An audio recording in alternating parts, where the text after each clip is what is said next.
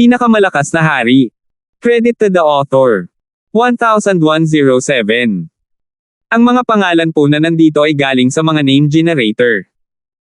Kaya kung meron man pagkakatulad sa mga pangalan ng totoong tao o lugar, ito ay tunay na hindi sinasadya. Nawala ang mga array sa kanang bookshelf, at diretsyong naglakad si Francis papunta dito. Bagamat tumibok ang puso ni Jane nang makitang nawawala ang hanay, hindi siya nang ahas na hawakan ito nang walang pahintulot ng Sacred Lord Star Demon. Kinuha ni Francis ang isang random na libro. Pagsusuri ng Fire Eye Bloodline Techniques. Tumigil sandali si Francis.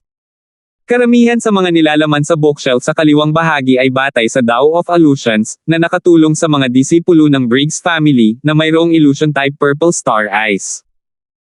Sa kanang istant ay may mga diskarte sa Eye Bloodline ng lahat ng uri, kabilang ang ilang napakabihirang at malabo. Binuklat ni Francis ang mga libro at sinubukang hanapin kung ano ang kinaiinteresan niya. Nahanap. Samsara Death Eyes. Walang gaanong libro dito, at hindi nagtagal ay nakita ni Francis ang gusto niya. Ang mga mata ni Samsara ay naglalaman ng mga batas ng samsara ng langit at lupa.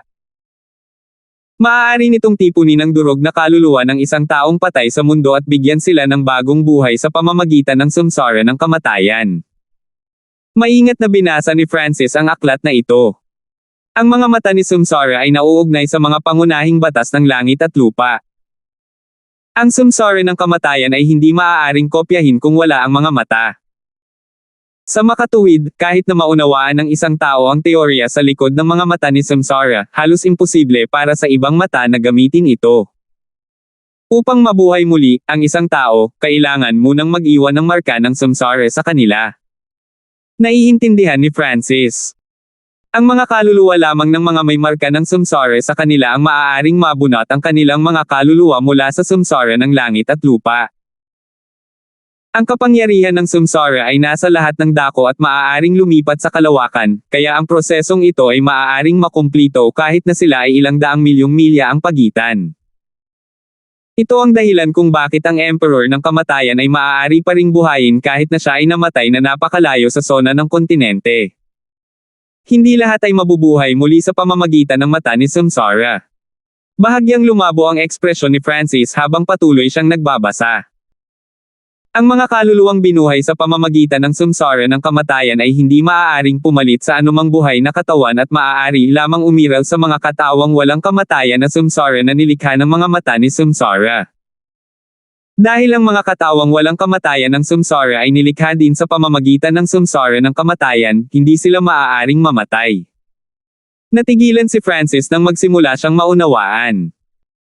Ang langit at lupa ay may samsara, at ang mga mata ni Samsara ay may akses sa mga batas ng samsara. Nangangahulugan ito na ang mga mata ni Samsara ay may sariling individual na mundo na nakapaloob sa kanila. Ang lahat ng nilalaman sa loob ng samsara ng kamatayan ay hindi na bahagi ng mundong ito. Ang may-ari ng mata ni Samsara ay karaniwang Diyos ng samsara. Mukhang may sariling mundo din ang My God Eye. Naisip ni Francis ang Ancient Dream Realm, ngunit wala siyang kontrol dito. Baka kapag ganap na nagising ang kanyang Diyos na mata, magagawa na niyang pamunuan ang mundong iyon. Ang mata ng kamatayan ay tila may sukat din ng kamatayan, ngunit hindi siya masyadong sigurado sa mga kakayahan nito.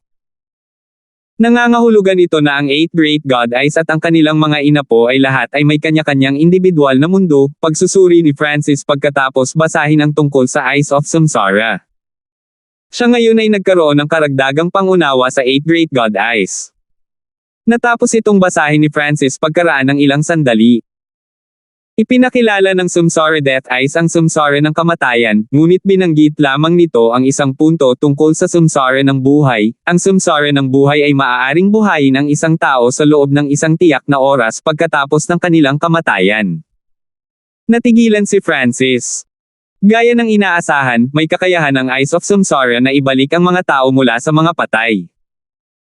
Gayunpaman, hindi ito nagbigay sa kanila ng bagong buhay, hinayaan lamang silang magpatuloy na umiiral sa ibang estado. Ang istilong ito ay tila lubos na katulad ng kung paano nagkaroon ng bagong buhay si Quincy, bulong ni Francis sa mahinang tono. Sa kabuuan, sa wakas ay naunawaan ni Francis ang isang tiyak na halaga tungkol sa mga kakayahan ng mata ni Samsara. Maliban kung talagang kinakailangan, ayaw ni Francis na maging kaaway ang may-ari ng Eyes of Samsara. Matapos basahin ang Samsara Death Eyes, ginugol ni Francis ang natitirang oras niya sa iba pang mga libro. Ang pambihira ng anumang libro dito ay halos kapareho ng antas ng Samsara Death Eyes. Hindi nagtagal ay tumingin si Francis sa isang libro sa kanyang kamay, Soul Recovering Divine Technique. Si Francis ay lubos na naakit sa pangalan ng may akda bago pa man niya basahin ang nilalaman. Ito talaga ang parehong may akda na sumulat ng 10,000 Divine Thoughts Technique at Soul Splitting Technique. Sa wakas ay naunawaan ni Francis ang ibig sabihin ng Sacred Lord Star Demon, at umaasa siyang hindi rin kumpleto ang aklat na ito. Pagkatapos ay sinimulan ni Francis na basahin ito. Napaka-deskriptibo. Bulalas ni Francis. Ang Soul Recovering Divine Technique na ito ay hindi lamang isang cultivation technique. Naglalaman din ito ng maraming teorya at tala. Ang pamamaraan na ito ay maaaring paikliin ang kaluluwa, ngunit ang pinakamahalaga, maaari nitong mapataas ang bilis ng pagbawi ng kaluluwa. Ang mga kaluluwa ay parang katawan lamang. Pareho silang may tiyak na bilis ng pagbawi kapag sila ay nasira. Gayunpaman, ang kaluluwa ay nakabawi ng napakabagal. Sa makatuwid, karamihan sa mga tao ay magdadala ng ilang gamot na makapagpapagaling ng kaluluwa kasama nila. Hindi masyadong kapaki-pakinabang ang Soul Recovery Divine Technique na ito. Nirate ito ni Francis. Kahit na nilinang niya ang Soul Recover Divine Technique sa maximum, ang bilis ng paggaling nito ay mas mababa kaysa sa maraming mga gamot na nakapagpapagaling ng kaluluwa. Higit pa rito, ang Soul Recovery Divine Technique ay may napakahigpit na pangangailangan, at kahit na ang mga dalubhasa sa kaluluwa ay maaaring hindi maabot ang pangangailangang ito. Gayunpaman, ang huling linya sa discarding ito ay nakakuha ng atensyon ni Francis. Kung nililinang ng isang tao ang Soul Recovery Divine Technique, maaari nitong mapataas ang rate ng tagumpay gamit ang Soul Splitting Technique. Talagang nagustuhan ni Francis ang Soul Splitting Technique, ngunit ito ay isang medyo delikadong pamamaraan upang matuto. Napagtanto din ni Francis na ang 10,000 Divine Thoughts Technique ay nagpapataas ng epekto ng Soul Recovery Divine Technique. Sa hitsura nito, ang Soul Splitting Technique ay hindi ang isa ng direkta pagkatapos ng 10,000 Divine Thoughts Technique. Ang Soul Recovery Divine Technique ay nasa pagitan nila. Kaagad na kabisado ni Francis ang nilalaman ng Soul Recovery Divine Technique. Sa kabutihang palad, ang grado ng kasanayang ito ay hindi masyadong mataas, kaya ganap na matututuhan ito ni Francis sa kanyang antas ng kahusayan sa kaluluwa. Siguro naisip muna ng may akda ang Soul Splitting Technique, ngunit napagtanto na hindi ito kayang linangin ng mga normal na tao, kaya nagpasya silang lumikha ng 10,000 Divine Thoughts Technique at ang Soul Recovery Divine Technique. Sa wakas ay naunawaan ni Francis kung gaano kahalaga ang Soul Splitting Technique ngayon. Hindi nakakagulat na sinabi ng makina sa Heaven's Legacy City na ang kumpletong Soul Splitting Technique ay hindi bababa sa isang peak heaven grade technique. Kailangang linangin ng isa ang dalawang pangunahing kasanayan bago ang Soul Splitting Technique, at ang mga kinakailangan para sa dalawa ay napakataas. Halimbawa, nilinang ni Quinley ang 10,000 banal na kaisipan sa loob ng ilang libong taon at hindi pa rin umabot sa napakataas na antas. Sa kabutihang palad, malapit nang matapos ni Francis ang 10,000 Divine Thoughts Technique, at kumpiyansa siyang matatapos niya ang paglilinang ng Soul Recovery Divine Technique sa lalong madaling panahon. Hindi maiwasan ni Francis na tingnan ang Soul Splitting Technique sa mas positibong liwanag. Hindi nakakagulat na ang Sacred Lord Star Demon ay interesado sa Soul Splitting Technique. Malamang na naiintindihan na niya ang 10,000 Divine Thoughts Technique sa isang tiyak na lawak, at mayroon na siyang Soul Recovery Divine Technique. Hindi maiwasan ni Francis na magtaka kung linangin ng Sacred Lord Star Demon ang Soul Splitting Technique o hindi. Nang natapos na ni Francis ang pagsasaulo ng mga nilalaman ng Soul Recovery Divine Technique, ang boses ng Sacred Lord Star Demon ay tumunog. Sa hitsura nito, malaki ang natamo ng little friend ngayon. Maaari kang bumalik bukas. Sinulyapan ni Jane ang bookshelf na may matinding pagnanasa. Ibinaba ni Francis ang libro sa kanyang kamay at mapagpakumbaba na nagsalita, narinig ko na ang Purple Star Tower ng Briggs family ay sobrang sikat at maaaring makatulong sa mga diskarte sa ilusyon at pagpipino ng kaluluwa ng isang tao. Hehe. Sige. Bibigyan kita ng Purple Star Token. Isang purple token na may nakasulat na hexagram ang lumutang sa harap ni Francis. Purple Star Token. Nagulat si Jane. Kailangang malaman ng isa na ang mga miyembro ng Briggs family ay kailangang gumastos ng malaking halaga ng mga puntos ng kontribusyon ng pamilya upang makapasok sa Purple Star Tower, at ang kanilang oras ay limitado rin. Ang Purple Star Token ay karaniwang ginagantimpalaan kapag ang isang miyembro ng pamilya ay gumawa ng napakalaking kontribusyon, o ito ay ibinigay bilang pinakamataas na gantimpala para sa mga kompetisyon sa loob ng pamilya. Bagamat isang beses lang pinapayagan ng Purple Star Token ang user na pumasok sa Purple Star Tower, walang limitasyon sa oras. Salamat, Senior. Bahagyang yumuko si Francis habang kinukuha ang token, pagkatapos ay umalis sa pribadong bulwagan ng Sacred Lord Star Demon kasama si Jane. Sinimulan ni Francis na linangin ang Soul Recovery Divine Technique kasama ang 10,000 Divine Thoughts Technique sa gabi. Maaari nitong pataasin ang bilis ng pagbawi ng kaluluwa. Karaniwan, ito ay tulad ng isang pamamaraan na nagpapalakas ng katawan para sa kaluluwa. Tinansya ni Francis na kailangan lang niya ng ilang buwan para maabot ang rurok ng 10,000 Divine Thoughts Technique. Dahil ito ang unang pagkakataon na nilinang ni Francis ang Soul Recovery Divine Technique, napakabilis ng kanyang pag-unlad. Naabot niya ang ikatlong antas sa loob lamang ng isang gabi. Pagkatapos linangin ang Soul Recovery Divine Technique, nalaman ni Francis na ang kanyang Lightning Soul Body ay mayroon na ngayong hindi maipaliwanag na liksi. Dumating si Jane tulad ng nakagawian kinaumagahan. Francis, hayaan mong dalhin kita sa Purple Star Tower. Sa teknikal na paraan, patuloy siyang pumupunta para gabayan si Francis dahil sa utos ng Sacred Lord Star Demon, ngunit hindi ito pinansin ni Jane. Dahil kay Francis, pinayagan na siyang pumasok sa pribadong bulwagan ng Sacred Lord Star Demon at magbasa doon sa loob ng 2 araw. Sa kasamaang palad, wala pang 10 aklat ang naisolo niya. Tara na. Lumabas si Francis sa kanyang silid. Ang Purple Star Tower ay ang pinakatanyag na lugar para sa paglilinang sa Briggs family. Dahil mismo sa Purple Star Tower kaya ang mga miyembro ng Briggs family ay napakahusay at nagkaroon ng napakatibay na pundasyon sa mga tuntunin ng kaluluwa at ng Tao of Illusions. Ang ilan sa mga puwersa sa labas ng mundo ay gugugol ng malaking halaga ng mga mapagkukunan upang bilhin ang karapatang makapasok sa Purple Star Tower. Ito rin ang dahilan kung bakit napabilang pa rin ang ilang pamilya sa loob ng 8 big families kahit hindi na sila kasing lakas ng dati. Ang 8 big families ay lahat ay may kanya-kanyang kakayahan at espesyal na mga lugar, at nakabuo sila ng magandang ugnayan sa ibang puwersa. Ang Purple Star Tower ay nasa pinakasentro ng Briggs family, at marami pa itong miyembro doon. Ang balita ng pagdating ni Francis ay kumalat din kahapon. Tingnan mo, si Francis. Si Jane ay hindi pa talaga nai-inlove kay Francis, tama ba? Imposible. Sa aking pananaw, tiyak na guguluhin ni Lionel si Francis. Nag-uusap ang mga alagad sa isa't isa.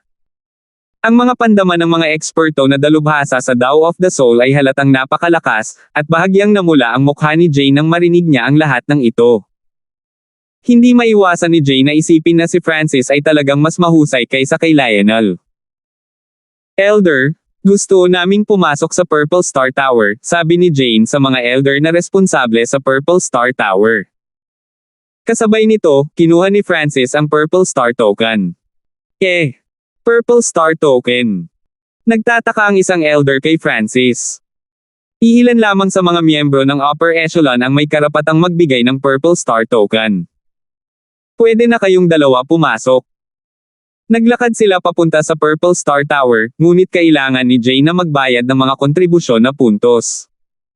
Naging malabo ang kanilang paningin matapos makapasok sa Purple Star Tower. Mayroon lamang makapal na lilang ambon sa unahan nila, at sa tapat ng unang palapag, magkakaroon ng futon sa lupa na may isang alagad na nakaupo dito. Halos lahat ng mga futon sa unang palapag ay kinuha ng mga disipulo ng Briggs family na nasa True Spirit Realm. 1002 Forbidden Illusion Lost World. Malapit sa tinutuluyan ni Francis. Lionel, pumunta ang batang iyon sa Purple Star Tower. Tumakbo sa kanya ang isa sa mga crony ni Lionel. Nagsalubong ang mga kilay ni Lionel. Sa hitsura nito, ang Sacred Lord Star Demon ay nagbigay ng malaking kahalagahan kay Francis. Binigyan pa niya siya ng karapatang gamitin ang Purple Star Tower. Hihintayin na lang namin siya sa labas ng Purple Star Tower, sabi ng isang nasa katanghaliang gulang na lalaki na nakaitim na damit sa tabi ni Lionel habang kumikinang ang kanyang mga mata. At saka, mukhang sumama si Jane kay Francis, sabi ng crony sa maliit na boses. Agad na nagsalubong ang mga kilay ni Lionel habang nag-aapoy ang galit sa kanyang puso. Tara na! Hinampis ni Lionel ang kanyang braso at umungol sa mababang tono. Hindi pa niya naramdaman ang ganoong kahihiyan sa Briggs family noon. Malinaw na hindi niya bibitawan si Francis ng ganoon kadali. Hindi kikilos ang lolo ni Lionel laban sa isang junior dahil sa isang maliit na bagay. Higit pa rito, si Francis ay panauhin ng Sacred Lord Star Demon. Gayunpaman, sinundan ng lolo ni Lionel si Lionel ng kanyang pangalawang disipulo, si Chengming. Ang katanyagan ni Chengming ay mas mababa lamang kaysa kay Dancel, na isang quasi-Sacred Lord expert. Hindi naniniwala si Lionel na hindi niya matuturuan ng leksyon si Francis sa pagkakataong ito. Chengming, huwag mo siyang masyadong saktan. Isang evil smile ang ipinakita ni Lionel. Noong nakaraang pagkakataon, pinawalan siya ng mukha ni Francis sa harap ni Jane. Sa pagkakataong ito, gagawin niyang mas masahol pa ang kalagayan ni Francis, o kung hindi, paano iiwan ni Jane si Francis. Sa loob ng Purple Star Tower, sina Francis at Jane ay dahan-daang naglakad pasulong. Ang unang palapag ng Purple Star Tower ay puno ng mga disipulo ng True Spirit Realm. Natagpuan ni Francis na mayroong napakalalim na hanay sa paligid ng bawat futon sa pag-inspeksyon ng kanyang kaliwang mata. Anumang lugar sa Purple Star Tower ay may spatial na dimensyon na pumuputol nito mula sa labas ng mundo, paliwanag ni Jane kay Francis, at tumango ang huli. Kung walang spatial na dimensyon dito, wala nang saysay ang paglilinang dito sa halip na saan man. Sa ikalawang palapag ng Purple Star Tower, marami pa rin ang mga tao dito, at higit sa lahat sila ay mga disipulo ng Briggs family sa Small Origin Core Realm. Hindi nagtagal ay dumating sina Francis at Jane sa ikapitong palapag. Ang lilang ambon sa kanilang harapan ay parang tubig habang pinupuno nito ang buong dimensyon. May kabuuang 10 futon sa ikapitong palapag, at 6 sa mga ito ang nakuha na. Si Francis ay lubos na pamilyar sa isa sa kanila, si Dancel. Ang ikapitong palapag ng Purple Star Tower ay pinakaangkop para sa Void God Realm Emperors, sabi ni Jane, pagkatapos ay dumating sa isang futon. Kahit na ang kanyang lakas ay nalampasan na ang mga normal na Emperor, ang ikawalong palapag ay para sa Mystic Light Realm Sacred Lords. Maliban kung ang kaluluwa ni Jane ay umabot sa antas ng isang sagradong Panginoon, hindi siya makakatagal kahit isang hininga sa ikawalong palapag. Alam ng lahat na pumasok sa Purple Star Tower ang prinsipyong ito. Ang makapal na lilang ambon sa hangin ay may epekto ng mga ilusyon at guni-guni, at ang epekto sa bawat palapag ay mas malakas kaysa sa huli. Ang ikawalong palapag ay nasa isang lugar na maaaring gumawa ng kahit na mga eksperto sa Sacred Lord na mahulog sa mga ilusyon. Ang isang maliit na emperador ay halatang hindi maglalakas loob na umakyat. Hindi nagsalita si Francis, nakahanap lang siya ng futon. Gusto niyang subukan muna dito. Sa sandaling umupo si Francis sa futon, ganap na nagbago ang tanawin sa paligid niya. Ang walang limitasyong lilang ambon ay gumalaw sa paligid at nagsimulang mag-warp. Wala siyang makitang iba. Ang lilang ambon na ito ay tila kapangyarihan ng sarili kong kaluluwa at kontrolado ng aking soul intent. Agad na naramdaman ni Francis kung ano ang kakaiba sa Purple Star Tower. Huhu! Ang soul intent ni Francis ay nagsimulang kontrolin ang ambon sa malapit, at isang purple maze palace na puno ng kidlat at hangin ay nabuo sa paligid ng Francis. Ito ay isang perpektong lugar para sa mga dalubhasa sa Dao of Illusion na muling likhain ang kanilang domain at ang kanilang little world. Pinuri ni Francis. Ang lugar na ito ay maaaring magkaroon ng kapangyarihan ng kaluluwa ng isang tao, na lubhang kapaki-pakinabang para sa mga nagsisikap na bumuo ng mga domain o makahanap ng mga bahid sa kanilang mga domain. Kasabay nito, naramdaman niya na ang ambon sa loob ng futon ay may malakas na epekto sa kaluluwa. Kahit na ang ambon na ito ay lumikha ng mga ilusyon at naglalagay ng presyon sa kanyang mental na enerhiya, ito ay talagang kapaki-pakinabang para sa pagdadalisay ng kaluluwa. Pinahusay muna ni Francis ang kanyang illusion domain dahil, kung posible, pinaplano ni Francis na gawing isa pang little world ang illusion domain. Kasabay nito, sinimulan ni Francis na linangin ang 10,000 Divine Thoughts Technique at ang Soul Recovery Divine Technique. Dahil malapit nang matapos ni Francis ang 10,000 Divine Thoughts Technique, ang bilis ng kanyang cultivation sa Soul Recovery Divine Technique ay napakabilis.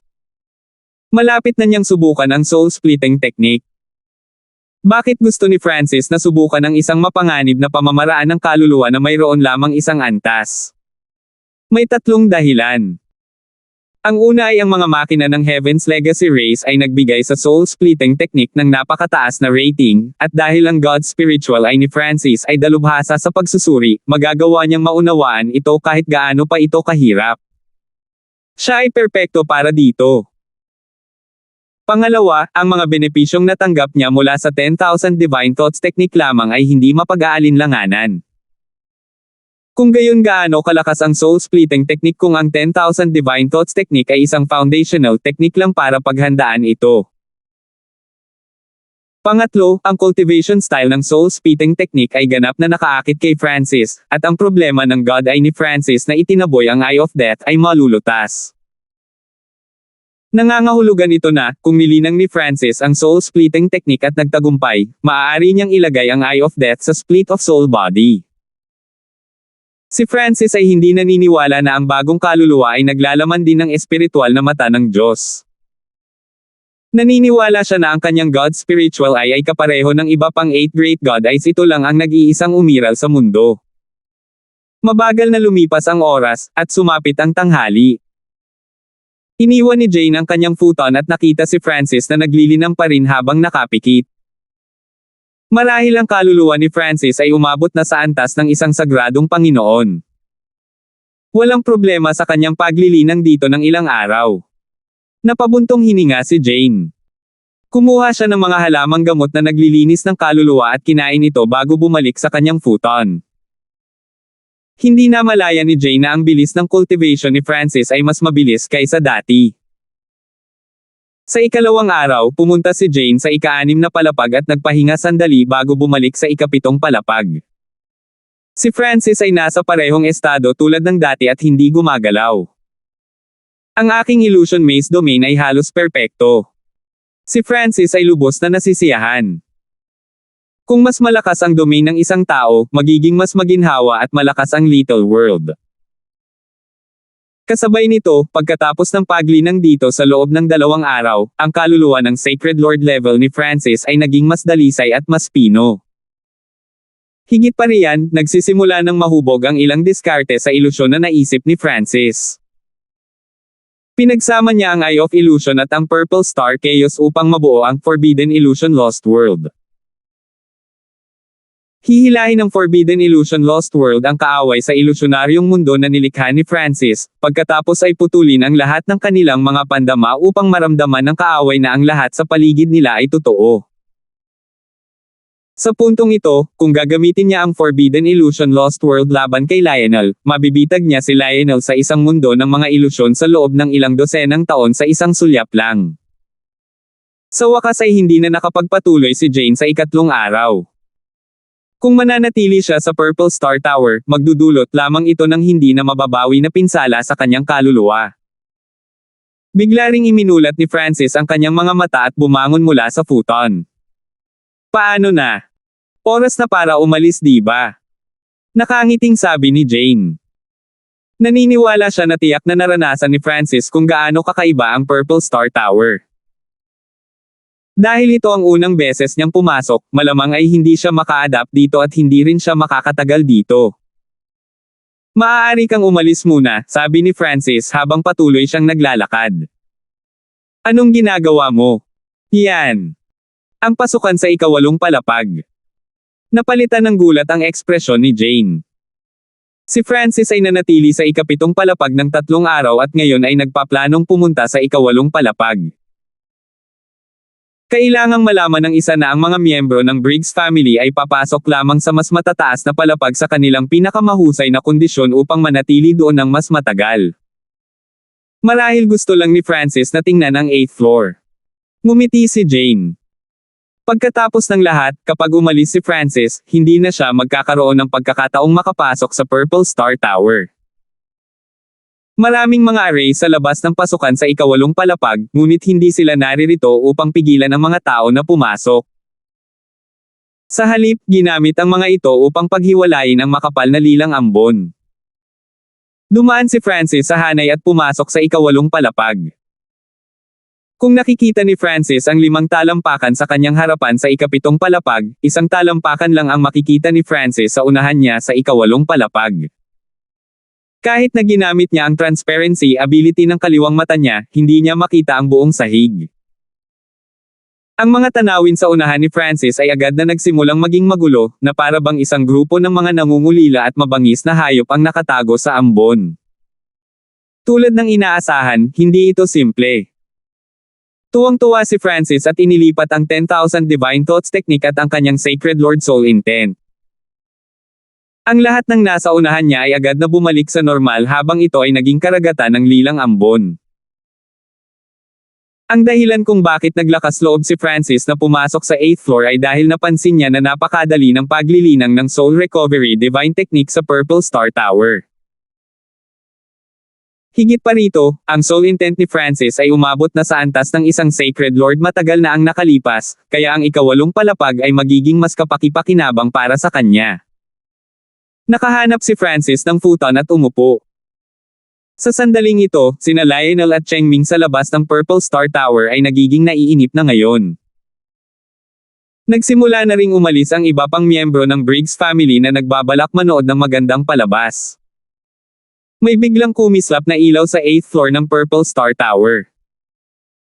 Agad na nanginig ang puso ng mga kalapit na disipulo nang huminto sila sa kanilang mga yapek. Mayroon lamang 9 na palapag sa Purple Star Tower, at ang bawat palapag ay magliliwanag lamang kung mayroong isang alagad na naglilinang doon. Ngayong may mahinang liwanag na nagmumula sa 8th floor, ibig sabihin ay may naglilinang doon. Gayunpaman, iyon ang ikawalong palapag, isang lugar kung saan nilinang ng mga Sacred Lords. Nagliwanag ang 8th floor. Maaaring ang kaluluwa ng ilang henyo ng Briggs family ay umabot na sa antas ng isang Sacred Lord. Alam kong nasa loob pa rin si Dancel. Siya kaya. Nag-uusap ang mga kalapit na miyembro ng Briggs family sa isa't isa.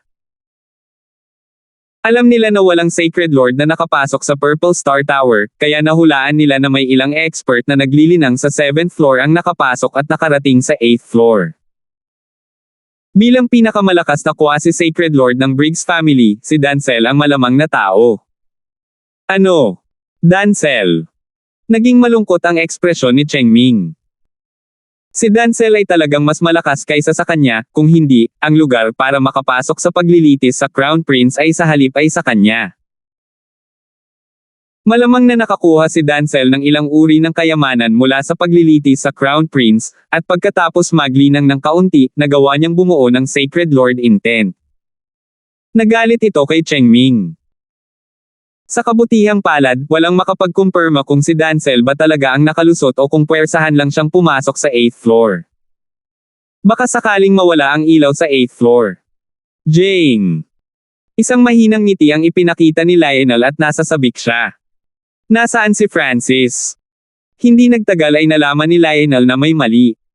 Hindi lumabas si Francis kasama si Jane. Nasa loob pa siya, simpleng sagot ni Jane habang naglalakad sa gilid. Alam ni Jane kung para saan sila naririto nang makita niya sina Lionel at Chengming. Shit! Itong si Francis. Nag-alab sa galit ang mga mata ni Lionel. Masasabi niya na pinaplano ni Jane na hintayin si Francis na lumabas. 1003. Matagal nang naghintay si Jane sa 7th floor ng Purple Star Tower bago naunawaan na si Francis ay hindi pumunta sa 8th floor para lang tumingin sa paligid at sa halip ay doon talaga siya naglilinang. Sa ilalim ng mga normal na sitwasyon, magiging disente sana kung makakatagal si Francis sa ikawalong palapag ng 6 na oras. Kailangang malaman ng isang tao na ang Sacred Lord Elders ng Briggs family ay tatagal lamang ng 16 na oras kapag pumasok sila sa ikawalong palapag sa kanilang pinakamabuting kalagayan, at si Francis ay nanatili na sa ikapitong palapag sa loob ng 3 araw. Si Francis ang tanging tao sa ikawalong palapag. Ang mundo sa paligid ni Francis ay puno ng lilang ambon na kasing bigat ng putik. Nang gawin ni Francis ang ambon sa kanyang Illusion Maze Domain, tila nakikita niya kung ano ang magiging hitsura ng kanyang Illusion Maze Domain pagkatapos itong gawing munting mundo.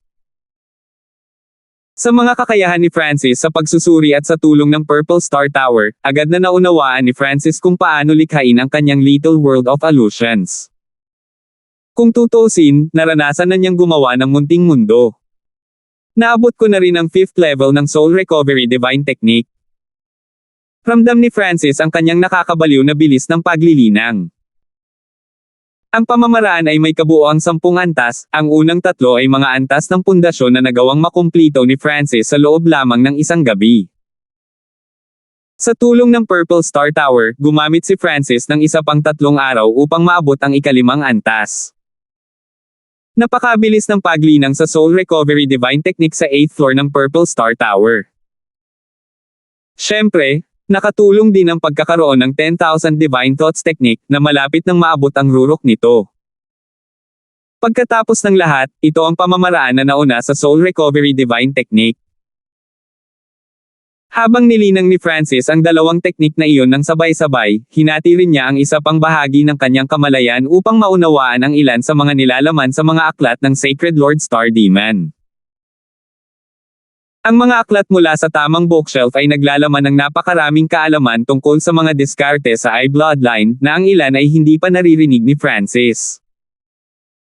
Ang mga aklat na ito ay lubhang kapaki-pakinabang para sa pundasyon ni Francis, at pinalawak nila ang kanyang kaalaman. Sa hinaharap, maaari niyang pagbutihin ang kanyang mga diskarte at marahil ay lumikha ng isa sa kanyang sarili. Makalipas ang 6 na oras, nagsimulang magulo ang isip ni Francis. Agad na ginamit ni Francis ang Soul Recovery Divine Technique na sinimulan lang niyang linangin kamakailan lamang. Ang Soul Recovery Divine Technique ay karaniwang isang pamamaraan na nagpapalakas ng katawan para sa kaluluwa. Ang kaluluwa ni Francis ay agad na naging mas aktibo at malakas pagkatapos niyang i-circulate ang Soul Recovery Divine Technique. Ang gayong pagiging epektibo ay nagbigay ng takot kay Francis. Mukhang minaliit ko kung gaano kapaki-pakinabang ang Soul Recovery Divine Technique, bulong ni Francis. Sa pagtaas ng aktibidad ng kanyang kaluluwa, nabawasan ang erosive power ng ika-8 palapag laban sa kanya. Makalipas ang 10 oras, naganap ang talakayan sa labas ng Purple Star Tower. Nakapagtagal sila ng 10 oras. Ang kaluluwa ng isang tao na kakaabot lang sa antas ng isang sagradong Panginoon ay maaaring tumagal ng ganoon katagal sa ika-8 palapag. Maaaring si Dancel ay nakakuha ng isang uri ng soul type na sekretong kayamanan sa Imperial Tombs. Hulaan ng mga miyembro ng Briggs family. Dancel. Malungkot at puno ng galit ang ekspresyon ni Chengming. Bagamat natalo siya kay Dancel sa mga laban para sa mga posisyon sa panahon ng paglilitis sa Crown Prince, determinado si Chengming na malampasan si Dancel. Gayunpaman, nagawa ni Dancel na tumagal ng 10 oras sa ika-8 palapag ng Purple Star Tower, kaya nawalan siya ng tiwala. Habang nag-uusap ang lahat, lumabas si Dancel mula sa pasukan ng Purple Star Demon. Anong nangyayari? Bakit ang daming tao dito? Tumigil sandali si Dancel at sinundan ang tingin ng iba. Hindi naman ganoon kabihira na may tao sa 8th floor, di ba? Medyo hindi nakaimik si Dancel.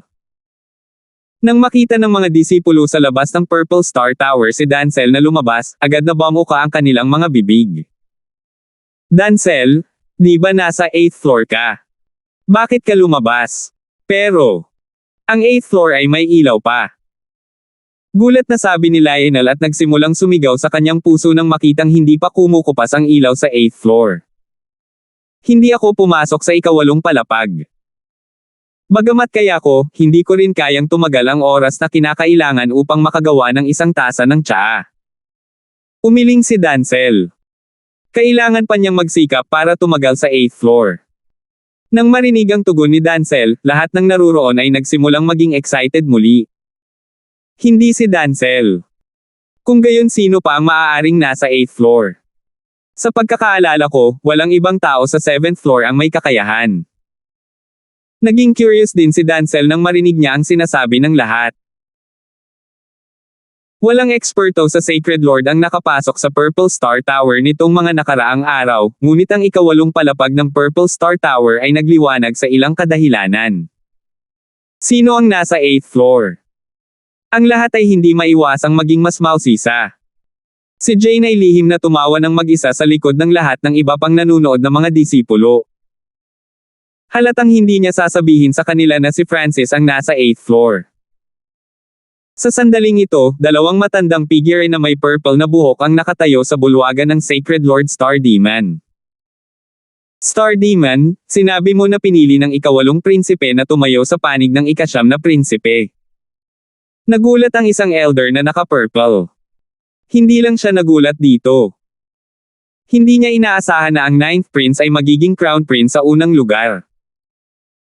Ang Sacred Lord Star Demon ay nagsasalita lamang tungkol sa mga mahahalagang isyu na nangyari sa paglilitis sa Crown Prince. Kailangan ko bang magsinungaling sa'yo? Ngumiti ang Sacred Lord Star Demon. Talagang hindi simple ang Francis na iyon. Pumasok pa nga siya sa 8th floor ng Purple Star Tower, sabi ng elder na naka-purple sa mababang tono. Kahit ngayon, nagdududa pa rin siya kung paano nagawang ibalik ng 9th prince ang tubig sa isang emperor at maging crown prince.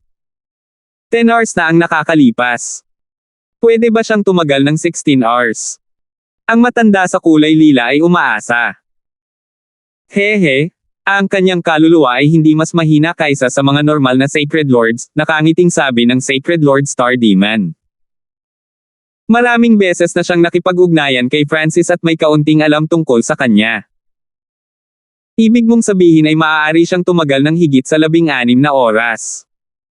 Nagulat na naman ang matanda na naka-purple. Pusta tayo. Kung kaya niyang tumagal ng higit sa 20 oras, ibigay mo sa akin ang I-Bloodline Technique Book na nakuha mo noong nakaraan. Lumingon ang mga mata ni Sacred Lord Star Demon nang maging tuso ang kanyang tono. Okay, at kung matalo ka, ibibigay mo sa akin ang nakuha mo kay Francis. Sumangayon ang matanda na naka-purple matapos mag-alinlangan sandali. Ayon sa alam ng elder na naka-purple, ito ang unang pagkakataon ni Francis sa Purple Star Tower, at nanatili siya sa ikapitong palapag ng 3 araw bago pumasok sa ikawalo. Tanging ang mga tao sa mga unang yugto ng Mystic Light Realm ay maaaring tumagal ng higit sa 20 oras. Ito ang dahilan kung bakit siya naglakas loob na tumaya. Higit pa rito, dahil na-browse ni Francis ang kanang bookshelf ng Sacred Lord Star Demon, tiyak na binigyan niya si Sacred Lord Star Demon ng isang bagay na nagpakilo sa kanyang puso. Kung gayon, paano kung maaari siyang magtagal o makapasok sa 9th floor? Biglang may naisip si Sacred Lord Star Demon at tumawa. Haha, Star Demon, tumatanda ka na. Kung makapasok siya sa 9th floor, ikaw na ang bahala sa Briggs family. Hindi mapigil ang mapangiti ng matanda na naka-purple. Kailangang malaman ng isa na ang pinakamababang kinakailangan upang makapasok sa ikasyam na palapag ay ang maging isang sagradong hari, at walang sinuman mula sa pamilyang Briggs ang nakapasok sa ikasyam na palapag sa halos 10,000 taon. Kahit ang matanda na naka-purple ay hindi alam kung ano ang 9th floor. Okay. Ikaw ang Grand Elder ng Briggs family. Mahalaga ang sinasabi mo. Si Francis ay nanatili sa ikawalong palapag ng 12 oras na, at ang kanyang isip ay nagsimulang magulo muli. Ito ay walang silbi kahit na i-circulate niya ang 10,000 Divine Thoughts Technique at ang Soul Recovery Divine Technique. Ang Purple Star Tower ay hindi masyadong nakakatulong para sa paglinang ng 10,000 Divine Thoughts Technique. Napabuntong hininga si Francis. Isang hakbang na lang ang layo niya para maabot ang rurok ng 10,000 Divine Thoughts Technique. Bagamat ito ay isang hakbang lamang, ang hakbang na ito ang pinakamahirap. Kung ganoon ang kaso, kailangan kong gumamit ng kakaibang paraan. Nagpasya si Francis. Naglabas siya ng maraming kayamanan na nagpapadalisay sa kaluluwa mula sa misty spatial world at kinain ang mga ito. Agad na naging malinaw muli ang isip ni Francis, at nagsimula siyang ganap na iikot ang 10,000 Divine Thoughts Technique. Ang isang naisip ay 6,000, 7,000, 8,000, 9,000. Hinati ni Francis ang kanyang mga iniisip at ginawa itong multitask. Kasabay nito, nilinang ni Francis ang 5 Elemental Wind Lightning Technique, hinigop ang kapangyarihan ng God Tribulation Lightning mula sa Demigodhead, pino ang kanyang Sacred Lightning Body, nilinang ang isang grupo ng mga diskarte sa labanan at ay Bloodline Techniques, at nagbasa ng ilang libong libro sa kanyang memorya. Hindi pa ganap na nahati ni Francis ang kanyang mga iniisip at ginamit ang mga ito sa kanilang buong lawak noon. Sa puntong ito, naramdaman ni Francis na parang mabibiyak ang kanyang ulo, ngunit sa kabutihang palad, ang mga surge ng kakaibang soul energy ay lumitaw mula sa mga kayamanang kinain niya, na nagpahinto sa pagguho ng purple na ambon at nakatulong sa pagpapagaling ng kanyang kaluluwa. Ang mga kayamanan ng kaluluwa na kanyang kinain ay napakabilis dahil gumagamit siya ng labis na enerhiya. Hindi nagtagal, ang enerhiya ng mga kayamanan ng kaluluwa na kanyang kinain ay ganap na nasisipsip, at ang tanawin sa paligid ni Francis ay nagsimulang magbago. Gayunpaman, sa isang tiyak na sandali, naging malinaw ang kamalayan ni Francis, at ang hindi komportable sa kanyang kaluluwa ay tuluyang nawala. Sa sandaling ito, ang mundo sa paligid ni Francis ay naging normal muli. Naabot ko na ang rurok ng 10,000 Divine Thoughts Technique, at ang soul intent ko ay papalapit na sa mga unang yugto ng Mystic Light Realm. Tuwang-tuwa si Francis. Hindi niya inaasahan na ang 10,000 Divine Thoughts Technique, na una niyang nakuha mula kay Master Quinley pabalik sa True Martial Sacred Land, ay magbibigay daan kay Francis na linangin ang kanyang soul intent sa ganoong antas. Pinatunayan nito kung gaano kahalaga ang 10,000 Divine Thoughts Technique. Matapos maabot ang rurok ng 10,000 Divine Thoughts Technique, mas nakatuon si Francis sa Soul Recovery Divine Technique. Pakiramdam niya ay lalo pang tumaas ang kanyang cultivation. Higit pa rito, ang pagbuti sa kanyang soul intent ay nangangahulugan na ang kanyang pagtutol laban sa ikawalong palapag ay magiging mas malakas. Nangangahulugan ito na maaaring tumagal si Francis sa sahig na ito. Nagkagulo sa labas ng Purple Star Tower. 16 na oras na ang nakalipas, ngunit ang ikawalong palapag ay maliwanag pa rin. Imposible ito. May mali ba sa Purple Star Tower? Baka walang tao sa 8th floor. Baka may nangyaring masama sa Purple Star Tower. Ang mga nasa labas ay hindi naniniwala na ang isang tao ay maaaring tumagal ng ganito katagal sa ikawalong palapag kung ang kanilang kaluluwa ay nakarating lamang sa antas ng isang sagradong Panginoon. Dancel, kilala mo ba kung sino ito? Tanong ni Cheng Ming. Agad na naisip ni Dancel ang iba pa na nasa ikapitong palapag. Kilala niya silang lahat, at nandoon pa rin ang lahat nang umalis siya. Hindi ako sigurado.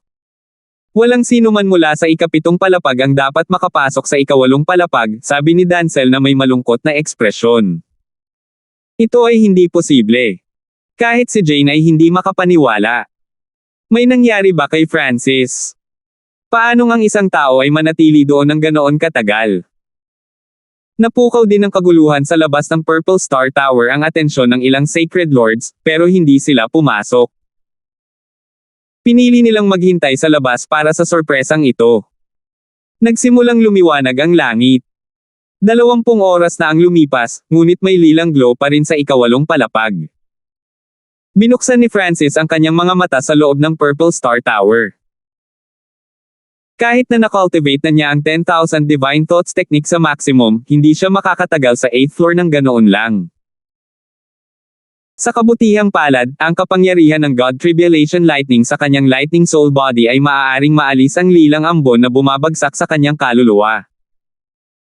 Gayunpaman, hindi ito isang pangmatagalang plano dahil ang rate ng pagbawi ng kanyang God Tribulation Lightning ay hindi kasing bilis ng paggasta. Si Francis ay mayroon lamang 50% ng mga simbolo ng God Tribulation Lightning na natitira sa kanyang kaluluwa sa sandaling ito. Kaya ko pa naman magtagal. Hindi gustong sayangin ni Francis ang pagkakataong ito.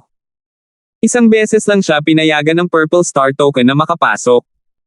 Nagtataka ako kung ano ito sa ika-9 na palapag. Hindi maiwasan ni Francis na ma-curious. Kung kinuha niya ang lahat ng kanyang kakayahan at ang buong kapangyarihan ng God Tribulation Lightning, maaaring makapasok siya sa 9th floor. Gayunpaman, kung mabaigo siya, maaaring kailanganin ni Francis na umalis kaagad sa tore. Sa wakas ay nakagawa ng desisyon si Francis pagkatapos pag-isipan ito. Hayaan mong masaksihan ko ang ika-9 na palapag ng Purple Star Tower. 1004. Higit 20 oras na ang nakakalipas. Ang Sacred Lord Star Demon ay may nasasabik na ekspresyon. Siya ay orihinal na 50% lamang ang sigurado na magagawa ito ni Francis. Hindi niya talaga inaasahan na magtatagal si Francis ng ganito katagal sa 8th floor. Nangangahulugan ito na ang Sacred Lord Star Demon ay nanalo sa taya kasama ang Elder na naka-purple. Nasa ganoong kataas na antas ang karunungan ng batang ito sa kaluluwa. Natigilan ang matanda na naka-purple. Isa lang itong libro ng Eye Bloodline Technique, at mainam na ibigay niya ito sa Sacred Lord Star Demon. Ang kritikal na punto ay nabigla nilang napagtanto kung gaano kalaki ang potensyal ni Francis. Ang pagkakaroon ng magandang relasyon sa isang kababalaghang tulad nito ay nagdulot lamang ng mga benepisyo sa Briggs family. Sa kabutihang palad, hindi niya inatake ang junior na ito para sa kapakanan ni Lionel, at sinundan niya ang kanyang pangalawang disipulo na si Chengming kay Lionel, para walang anumang problema. Huwag mong kalimutan ang sinabi mo. Nagbabala ang Sacred Lord Star Demon habang nakatingin siya sa malayo. Sa tingin mo talaga makapasok siya sa 9th floor. Hindi mapigil ang mapangiti ng matanda na naka-purple. Hindi siya makapaniwala na makapasok si Francis sa 9th floor kahit na siya ay pinatay.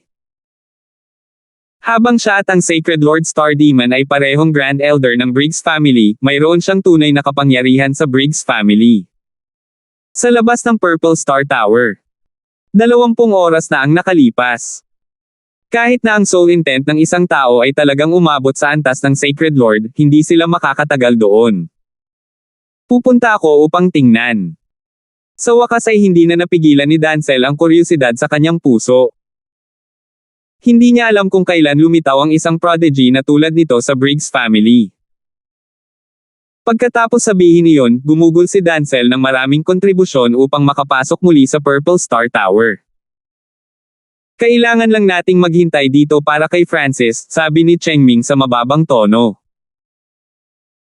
Naubos na niya ang lahat ng puntos ng kontribusyon ng kanyang pamilya noong lumahok si Dancel sa paglilitis sa Crown Prince, kaya hindi siya makapasok kahit na gusto niya. Okay.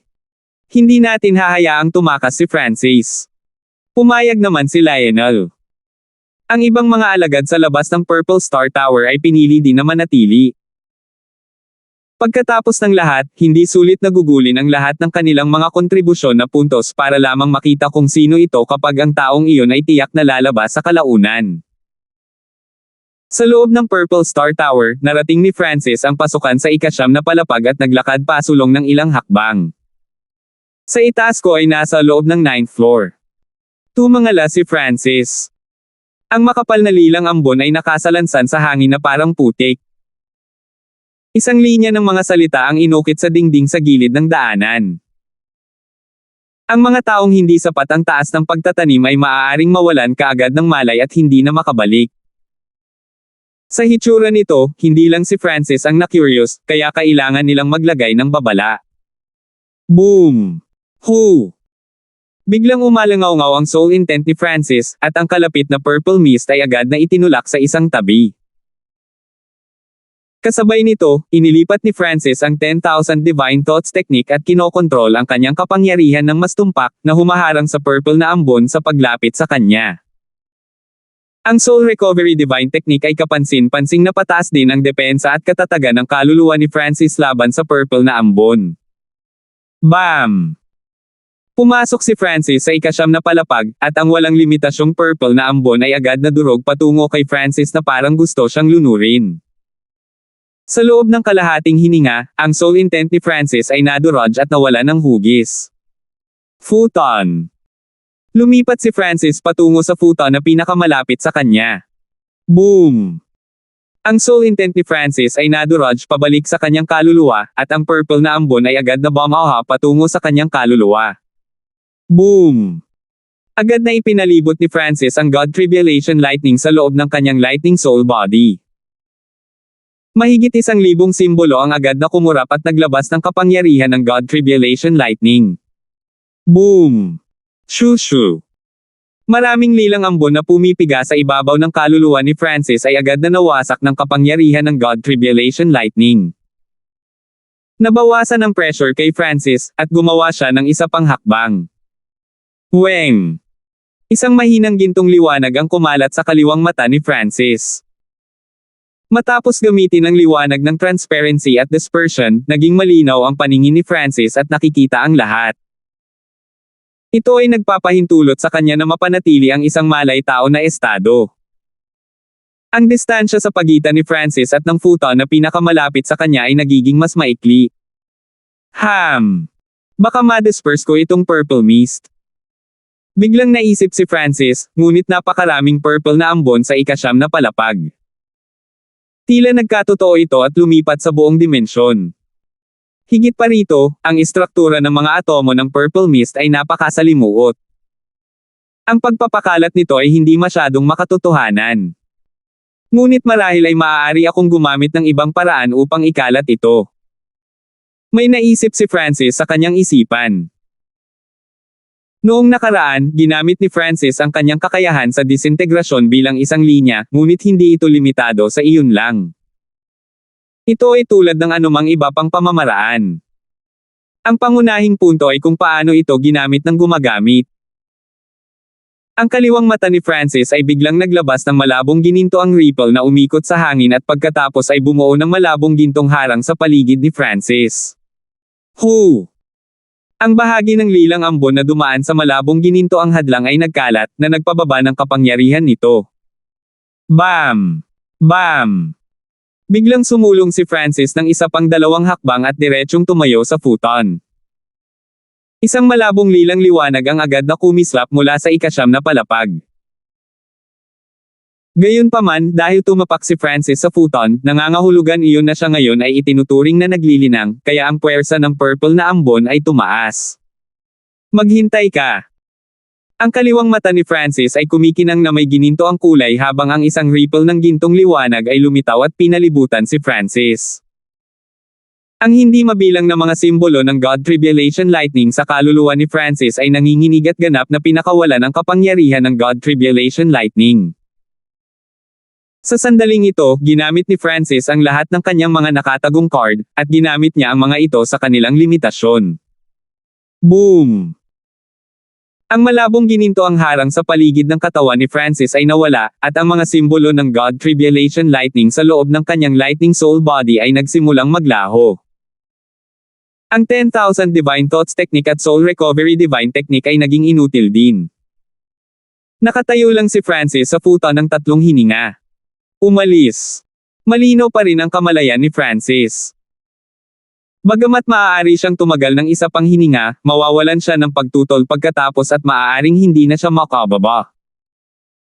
Naglabas si Francis ng surge ng Wind Lightning True Yuan at agad na umangkas patungo sa entrance at pabalik sa 8th floor. Gayunpaman, dahil naabot na ni Francis ang limitasyon sa bawat aspeto, wala na siyang kakayahang labanan ang purple na ambon. Sa makatuwid, nagsimulang maging malabo ang kanyang kamalayan kahit na nahawakan niya ang lilang ambon ng ika-8 palapag. Boom! Mabilis na lumipad si Francis sa ika-8 palapag at bumaba ng hagdan patungo sa ika-7 palapag ng Purple Star Tower. Ang ika-7 palapag ay pinakaangkop para sa mga emperador na pagyamanin. Sa wakas ay nagpakawala ng hininga si Francis pagkarating sa ika-7 palapag. Hanggat may natitira siyang isang piraso ng soul intent, sapat na iyon para manatili siya rito ng ligtas. Francis. Nakita ni Dancel si Francis na umaakyat mula sa ika-8 palapag at agad siyang nataranta. Hindi ito isang disipulo ng Briggs family, si Francis ang naglilinang sa ika-8 palapag. Walang pakialam si Francis kay Dancel. Si Francis ay kumain ng ilang mahalagang material ng soul, pagkatapos ay nagsimulang gumamit ng soul recovery divine technique para mabawi ang mga pinsala sa kanyang kaluluwa. Tuktok sa ika-6 na antas ng soul recovery divine technique. Hindi mapigilan ni Francis na ipakita ang isang mahinang ngiti. Sa hitsura nito, sulit na pumasok sa 9th floor. Francis, hindi ko inaasahan na makakatagal ka sa 8th floor, sa wakas ay nagsalita si Denzel. Kung si Francis ang naglilinang sa ika-8 palapag, naging maliwanag ang lahat. Ang pagpapakita ni Francis sa panahon ng paglilitis sa Crown Prince ay napakaganda, kaya hindi masyadong nabigla si Denzel sa maaaring gawin ni Francis dito. Ang Purple Star Tower ng Briggs family ay talagang naaayon sa pangalan nito. Pinuri ni Francis. Sa kasamaang palad, isang beses lang niya magagamit ang Purple Star Token. Francis, bumalik at magpahinga. Ang pananatili sa ika-8 palapag ng napakatagal sa iyong unang pagsubok ay madaling nalampasan ang mga normal na Sacred Lords. Nakikita ni Denzel kung gaano kaina si Francis. Kung si Francis ay bumaba mula sa ika-8 palapag at ganap na maayos, kung gayon ay magkakaroon ng mali. Dahan daw ang hinigop ni Francis ang enerhiya ng gamot at inilipat ang soul recovery divine technique habang dahan daw ang umalis sa Purple Star Tower. Pinili ni Denzel na manatili sa ika-7 palapag. Tutal marami na siyang naigastos na puntos ng kontribusyon sa pamilya para makapasok, kaya sayang ang pag-alis ngayon. Sa labas ng Purple Star Tower. Okay na ba ang mata ko? Nagliwanag ba ang ilaw sa 9th floor ng Purple Star Tower? Paano ito posible? Isang tao mula sa Briggs family ang maaaring magtanim sa 9th floor. May problema ba sa Purple Star Tower? Matagal na natulala ang mga manunood bago nagsimulang makipag-usap sa isa't isa. Kailangang malaman ng isa na ang ika-9 na palapag ng Purple Star Tower ay isang lugar kung saan nilinang ng mga Sacred Kings. Ang ika-9 na palapag ng Purple Star Tower ay hindi umiilaw sa loob ng 10,000 taon, ngunit saglit itong kumurap. Bagamat saglit lang, daig pa ang gulat na dala nito sa 20 oras sa 8th floor. Ito. Dapat ba nating sabihin sa aking lolo? Napagtanto ni Lionel na malamang na hindi simple ang isyong ito. Sa sandaling ito lumitaw si Francis sa tabi ng pasukan sa Purple Star Tower.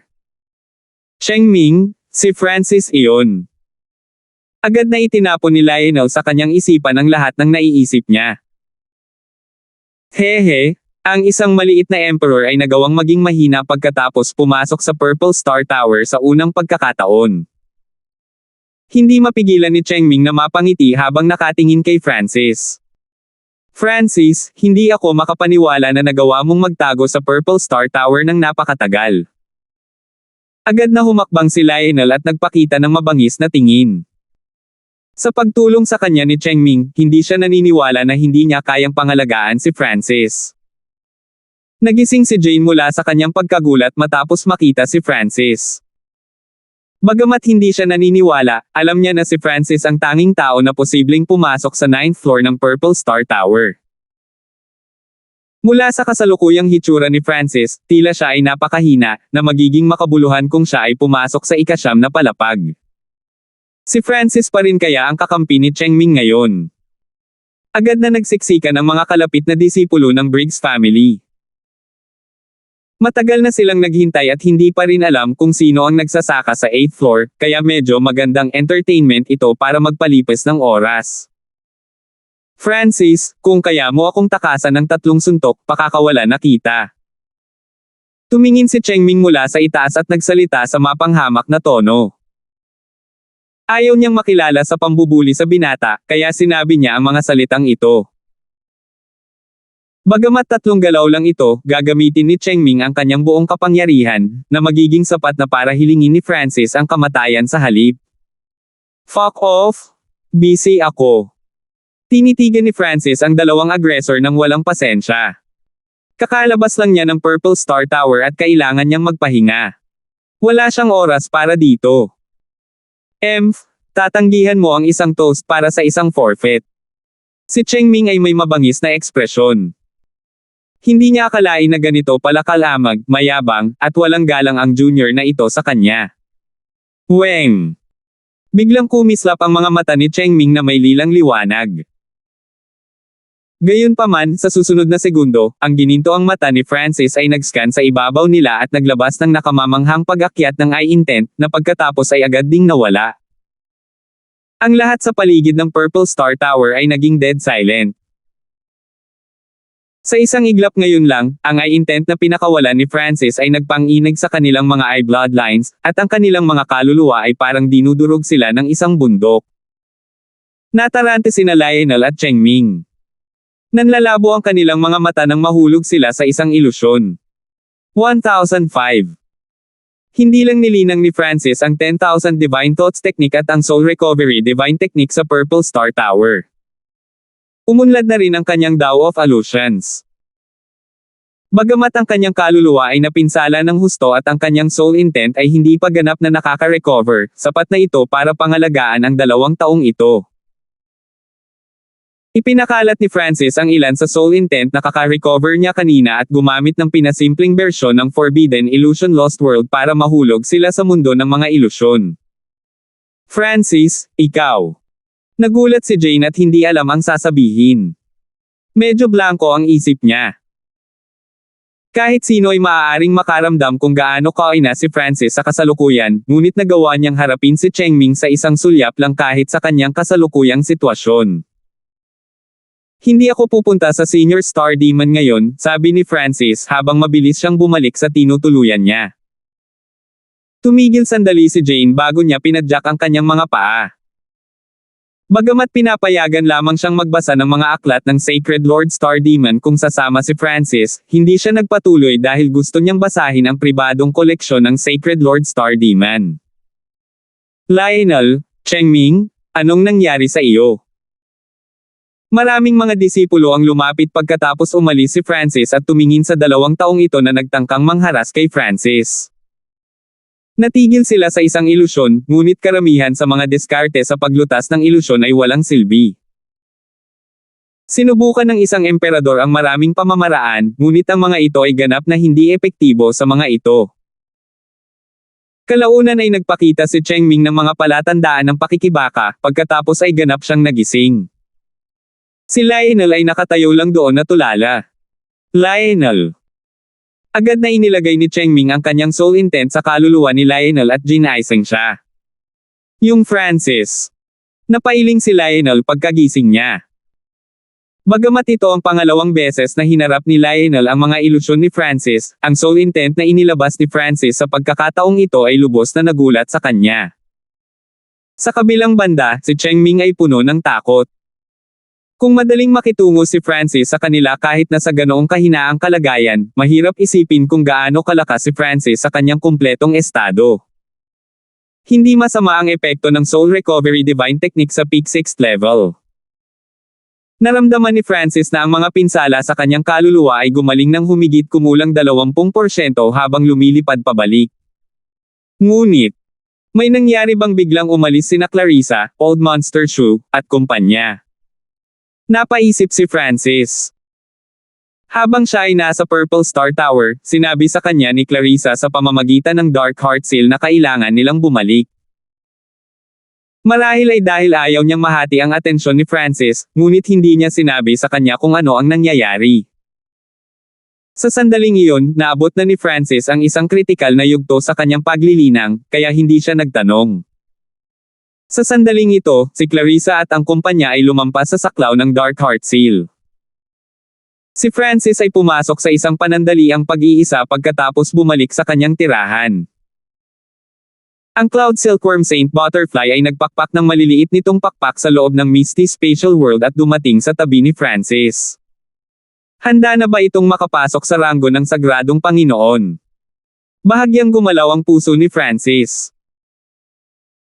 Ang Cloud Silkworm Saint Butterfly ay malubhang nasugatan sa isang labanan sa nakaraan, ngunit sa pangangalaga ni Francis, ito ay nakabawi sa kanyang pinakamataas na panahon matagal na ang nakalipas. Sa tulong ng mga mapagkukunan ni Francis, ang Cloud Silkworm Saint Butterfly ay umabot na sa limitasyon. Meow meow. Dumating ang maliit na paws ang magnanakaw sa tabi ni Francis. Narito ang isang bahagi ng 100 Origin Sacred Honey. Iiwan ko sa iyo ang Cloud Silkworm Saint Butterfly. Hinayaan ni Francis ang maliit na paws ang magnanakaw na mamuno. Malaking tulong ang Cloud Silkworm Saint Butterfly, at kung makakalusot ito, mas magiging mahalaga ito. Meow meow. Ang maliit na paws ang magnanakaw ay patuloy na ikinakaway ang mga paa nito sa harap ni Francis. Tumango si Francis. Ang maliit na paws ang magnanakaw ay nagsasabi na dapat itong gantimpalaan ni Francis para sa pag-aalaga sa sangkawin ng hayop at sa mga mahahalagang halaman. Sinundan ni Francis ang maliit na paws ang magnanakaw sa misty spatial world at tumingin sa paligid. Ang maliit na paws ang magnanakaw ay gumawa ng napakahusay na trabaho sa pamamahala sa mga hayop. Nagagawa nitong makipag-usap ng direkta sa bawat halimaw at maaaring gumamit ng pinakamababang halaga ng mga mapagkukunan upang mailabas ang pinakamaraming potensyal. Ang lakas ng bawat halimaw ay tumaas, kaya pumayag si Francis sa mga kahilingan ng maliit na magnanakaw na pusa. Matapos malutas ang mga gawain para sa maliit na paws ang magnanakaw, nakatuon si Francis sa pagbawi sa pinsala sa kanyang kaluluwa. Pagkalipas ng 2 araw, ang mga pinsala ni Francis ay ganap na gumaling, at ang kanyang kaluluwa ay mas pino at mas dalisay kaysa dati. Ang kapangyarihan ng kanyang kaluluwa ay tumaas, at ang kanyang Soul Recovery Divine Technique ay umabot sa ika-7 antas. Bibigyan ko ng pagsubok ang Soul Splitting Technique pagkatapos maabot ang 8th level ng Soul Recovery Divine Technique. Hindi mapigilan ni Francis ang pananabik sa kanyang puso. Ayon sa buod ng Soul Splitting Technique, ito ay kapareho ng isang cloning technique. Ang mga pamamaraan ng pag-clone ay ginamit ng mga Sacred Lords at, sa teorya, ginamit ang kanilang sacred body upang lumikha ng isang clone. Ang kaluluwa na nahati sa Soul Splitting Technique ay itinuturing din na isang clone, at maaari nilang linangin ang kanilang sariling mga kaluluwa. Sa makatuwid, mas gustong matutunan ni Francis ang Soul Splitting Technique, at gusto niyang gawing perpekto ito. Upang magawa iyon, kailangan niyang magbasa ng maraming tungkol sa mga teorya tungkol sa kaluluwa at palawakin ang kanyang kaalaman. Sa araw na ito, umalis si Francis sa kanyang tirahan at nagtungo sa pribadong bulwagan ng Sacred Lord Star Demon. Hindi pa ganap na nabasa ni Francis ang mga aklat sa tamang bookshelf, at mayroon pa siyang 2 araw na oras upang mag-browse sa tamang bookshelf. Munting kaibigan Hanford, sa wakas nandito ka na. Ang boses ng Sacred Lord Star Demon ay tumunog nang si Francis ay ilang dosenang yarda pa ang layo mula sa kanyang bulwagan. Senior, salamat sa iyong Purple Star Token. Malaki ang nakuha ng junior na ito. Ipinahayag ni Francis ang kanyang pasasalamat sa pamamagitan ng pagdikit ng kanyang mga kamay. Malaki ang natamo ni Francis mula sa 4 na araw na matinding paglilinang sa Purple Star Tower. Alam din niya na malamang na alam ng Sacred Lord Star Demon ang lahat ng nangyari sa Purple Star Tower, ngunit hindi iyon isang masamang bagay. Kung mas maganda ang kanyang pagpapakita, mas maraming benepisyo ang makukuha niya mula sa Sacred Lord Star Demon. Hahaha, kung ganoon nga, ang little friend na si Hanford ay maaaring pumasok sa Purple Star Tower kahit kailan mo gusto, nakangiting sabi ng Sacred Lord Star Demon, at bahagyang natulala si Francis. Bagamat ipinakita niya ang kanyang lakas, hindi dapat maging ganito kabait sa kanya ang Sacred Lord Star Demon. Ang mga miyembro ng Briggs family ay nangangailangan ng mga kontribusyon na puntos upang makapasok sa Purple Star Tower, habang maaari siyang makapasok anumang oras na gusto niya. Maaaring magdulot ito ng ilang kaguluhan. Gayunpaman, nang makitang napakasaya ng Sacred Lord Star Demon at maaaring nakatagpo ng magandang bagay, hindi tumanggi si Francis. Nag-aaral din ako ng Soul Splitting Technique at may ilang mga tala tungkol dito. Interesado ba si Little Friend Hanford na makita ito? Nagpatuloy ang Sacred Lord Star Demon. Si Francis ay natarante muli. Naramdaman niya na ang Sacred Lord Star Demon ay kakaiba sa normal, medyo mabait siya. Nagkaroon ba ng bitag? Malinaw na hindi alam iyon ni Francis, dahil sa 3 paghinga na nanatili niya sa 9th floor ng Purple Star Tower, nagbago ang pinuno ng Briggs family. Ito. Magiging kasiyahan ni Junior na makita ang mga tala ng Senior. Hindi napigilan ni Francis ang tukso ng Sacred Lord Star Demon, ngunit sumenyas din siya na hindi siya makapagbibigay ng anumang bagay upang ipagpalit ito. Gusto kong makita ang kumpletong soul-splitting technique. Kung maperpekto ito ni Little Friend Hanford balang araw, gusto kong makita ito, mapaglarong sabi ng Sacred Lord Star Demon. Kinuha ng Sacred Lord Star Demon ang isang libro mula sa kanyang pribadong koleksyon at ibinigay ito kay Francis. Pagkatapos ay pumunta si Francis sa kanang bookshelf at lumubog sa karagatan ng mga libro. Ang Sacred Lord Star Demon ay talagang karapat-dapat na maging scholar ng bloodline ng Briggs family. Siya ay lubos na may kaalaman at karanasan. Isinulat ng Sacred Lord Star Demon ang kanyang mga pananaw tungkol sa soul-splitting technique at kung paano magpapatuloy pagkatapos nito. Ayon sa pagsusuri ng Sacred Lord Star Demon, ang soul-splitting technique ay may mataas na rate ng tagumpay kung ang isang tao ay nagtagumpay sa paglinang ng 10,000 Divine Thoughts Technique at ang Soul Recovery Divine Technique. Sa isang tiyak na antas, ang mga tala na ito ay nagbigay kay Francis ng isang magaspang na direksyon kung paano magpatuloy pagkatapos ng soul-splitting technique. Ang kumpiyansa ni Francis sa paglinang ng soul-splitting technique ay lalong tumaas pagkatapos basahin ang aklat na ito. Nang matapos ito, nagsimula siyang magbasa sa iba pang mga libro. Naniniwala si Francis na ang kanyang kaalaman at kakayahan sa pagsusuri ay malalampasan ng Sacred Lord Star Demon balang araw. Lumipas ang oras sa isang iglap, at natapos na ang oras na kinailangan ni Francis na mag-browse sa mga libro sa kanang shelf. Nagkunwari si Francis na labis na nanghihinayang, ngunit sa totoo lang, kabisado na niya ang 70% ng mga librong kinaiinteresan niya. Pagkatapos ay itinuro ni Francis ang kanyang target sa kaliwang bookshelf, na mas puno ng mga libro. Grand Elder, nandito si Jane na gustong makita ka. Ang boses ni Jane ay tumunog sa unang pagkakataon nitong mga nakaraang araw. Magsalita ka. Sinabi sa akin ni Pavilion Master B na sabihin kay Francis na dapat siyang bumalik sa lalong madaling panahon, totoo ang ulat ni Jane. Si Clarissa ang pinakamadalas na nakipag-usap kay Jane sa mga Briggs family, kaya malinaw na si Jane ang magsasabi kay Francis ng kahit ano kung siya ay okupado. Nagsalubong ang mga kilay ni Francis. Alam niya na si Clarissa at ang kumpanya ay tiyak na may dahilan para umalis sa sobrang pagmamadali. Senior Star Demon, aalis na ang junior na ito, sabi ni Francis. Masasabi ni Francis mula sa tono ni Jane na ang problema ay dapat na apurahan. Jane, kumuha ng ilang panloob na disipulo ng Briggs family para sundan si Francis, tunog ng boses ng Sacred Lord Star Demon. Naiintindihan, sagot ni Jane. Pagkatapos ay pinangunahan ni Francis ang mga disipulo ng Briggs family at bumalik sa Misty Moon Island Zone. Bago siya umalis, nag-iwan ng marka si Francis para sa Misty Spatial World sa Briggs family.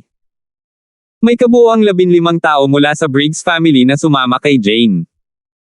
Karamihan sa kanila ay mga emperador na labis na nasa sabik. Medyo malaki ang gantimpala para sa misyong ito. Sa harap ng Ocean Smoke Pavilion sa Misty Moon Island Zone, ang Old Monster Shu, Supreme Emperor Dark Knight, at ilang iba pang miyembro ng Ocean Smoke Pavilion ay nakulong sa isang malaking hanay na kinokontrol ng Sacred Power. Binalot ng mga purple na tuldok ang katawan ni Old Monster Shu at Supreme Emperor Dark Knight. Sila ay malubhang nasugatan, at ang iba pang mga miyembro ay nag-aalaga sa kanila. Mareresolba ang lahat sa sandaling bumalik si Grand Elder, ang tiwala sa boses ni Jaisel. Huwag kang mag-alala, babalik si Francis, ang mahinang boses ng matandang halimaw Shu. Kumonekta siya kay Francis sa pamamagitan ng Dark Heart Seal at alam niyang babalik si Francis ngayon. Ang loob ng Ocean Smoke Pavilion ay ganap na naiiba mula sa dati. Dalawang matangkad na figure ang nakatayo sa isang madilim at madilim na bulwagan. Ang isa sa kanila ay nakasuot ng gintong baluti na may mga guhit na pilak sa ibabaw nito. Ang isa naman ay nakasuot ng itim at pulang robe, at isang mabangis na demonic daw aura ang nagmula sa kanilang dalawa. Sinadya naming hayaang makatakas ang asong iyon. Sa tingin mo ba ay sumuko na siya sa iyo at iniligtas lamang niya ang kanyang sarili? Isang tili at puno ng panunuya ang narinig mula sa lalaking nakasuot ng itim at pula. Binitawan nila si Clarissa para ma-message niya si Francis. Kung hindi babalik si Francis sa loob ng 5 araw, magsusumbong kayong lahat sa impyerno. Isang dagindong ang umalangaw-ngaw mula sa lalaking nakasuot ng gintong baluti. Narito ako. Kayo na ang maaaring magsumbong sa impyerno ngayon, isang malamig na boses ang umalangaw-ngaw sa Misty Moon Island Zone. 1006. Ang elder na naka-red and black robe at ang golden armored na lalaki ay parehong lumabas mula sa Ocean Smoke Pavilion. Kasabay nito, ilang dosenang iba pang figure ang tumalon mula sa ibang mga lugar sa Ocean Smoke Pavilion. Francis. Bahagyang nanginig ang figure ng matandang halimaw Shu, at agad siyang tumayo. Grand Elder. Puno ng paghanga ang mga mata ni Jaisel. Ang iba pang miyembro ng Ocean Smoke Pavilion ay tuwang-tuwa rin na tumingin sa hangin. Sa kanila, hanggat bumalik ang kanilang Grand Elder Francis, matatapos ang bangungot na ito. Guru, iligtas mo muna si Old Monster Shu at Supreme Emperor Dark Knight. Nakipag-ugnayan si Clarissa kay Francis sa pamamagitan ng Dark Heart Seal. Pareho silang nalason at kailangang gamutin sa lalong madaling panahon. Sinulyapan ni Francis ang mga miyembro ng Ocean Smoke Pavilion na nakulong sa loob ng arena may pangit na ekspresyon. Alam na niya ang bahagi ng sitwasyong nangyayari dito. Ang dalawang puwersang nakakuha ng Ocean Smoke Pavilion ay dalawang 3-star forces, ang 8-star tower at ang Ghostfire Clan, ang huli ay isang kalapit na puwersa na Nagel-inang sa Dao of Ghosts. Kinuha ng dalawang puwersang ito ang Ocean Smoke Pavilion at nagtakda ng isang ambush pagkaalis ni Francis at ng mga upper echelon ng Ocean Smoke Pavilion, na nahuli si Old Monster Shu, Clarissa, at kasamahan ng sila ay bumalik. Gayunpaman, malinaw na gustong lumunin ng dalawang puwersang ito ang puwersa ni Francis para sa kanilang sarili, kaya hindi sila nagsimula ng pagpatay. Ikaw si Francis. Ang boses ng lalaking nakasuot ng gininto ang lalaki ay umalangaw-ngaw sa langit at lupa. Tumigil ka na sa pagsasalita, tapusin mo na lang siya kaagad, sabi ng nakatatandang pula at itim na damit sa malamig at naiinip na tono. Ang tanging target nila ay si Francis. Hanggat natapos nila si Francis, ang Ocean Smoke Pavilion, ang 10,000 Sacred Clan, isang buong assassination group, at lahat ng mga kayamanan ni Francis ay magiging kanila. Hindi mo ba nakikita ang mga miyembro ng Briggs family sa tabi ni Francis? Pribado ang mensahe ng lalaking nakabaluti na ginto. Mula sa intel na natanggap nila, si Francis ay dapat na mahina lamang na konektado sa Duanmo family, ngunit ang Duanmo family ay huling nireranggo sa 8 big families at napakalayo sa karagatan. Kahit nasakupin nila ang puwersa ni Francis, ang Duanmo family ay walang magagawa sa kanila. Gayunpaman, iba ito sa Briggs family. Ang Briggs family ay hindi masyadong malayo sa karagatan, at sila ay nireranggo sa itaas ng average sa 8 big families. Gago ka ba? Huwag kang mag-abala sa mga mula sa pamilya Briggs, tapusin mo lang si Francis, sabi ng matanda na nakasuot ng pula at itim na damit. Kung dumating si Francis mag-isa, baka may mali. Gayunpaman, kung si Francis ay dumating kasama ang mga tao mula sa Briggs family at naisip na maaari niyang takutin sila, kung gayon siya ay ganap na nagkamali. Magsalita ka, sabihin sa akin kung sino ang utak. Dahil wala sa inyo ang pumatay ng mga miyembro ng Ocean Smoke Pavilion, may iwan ko kayong lahat ng isang kompletong bangkay, biglang sabi ni Francis.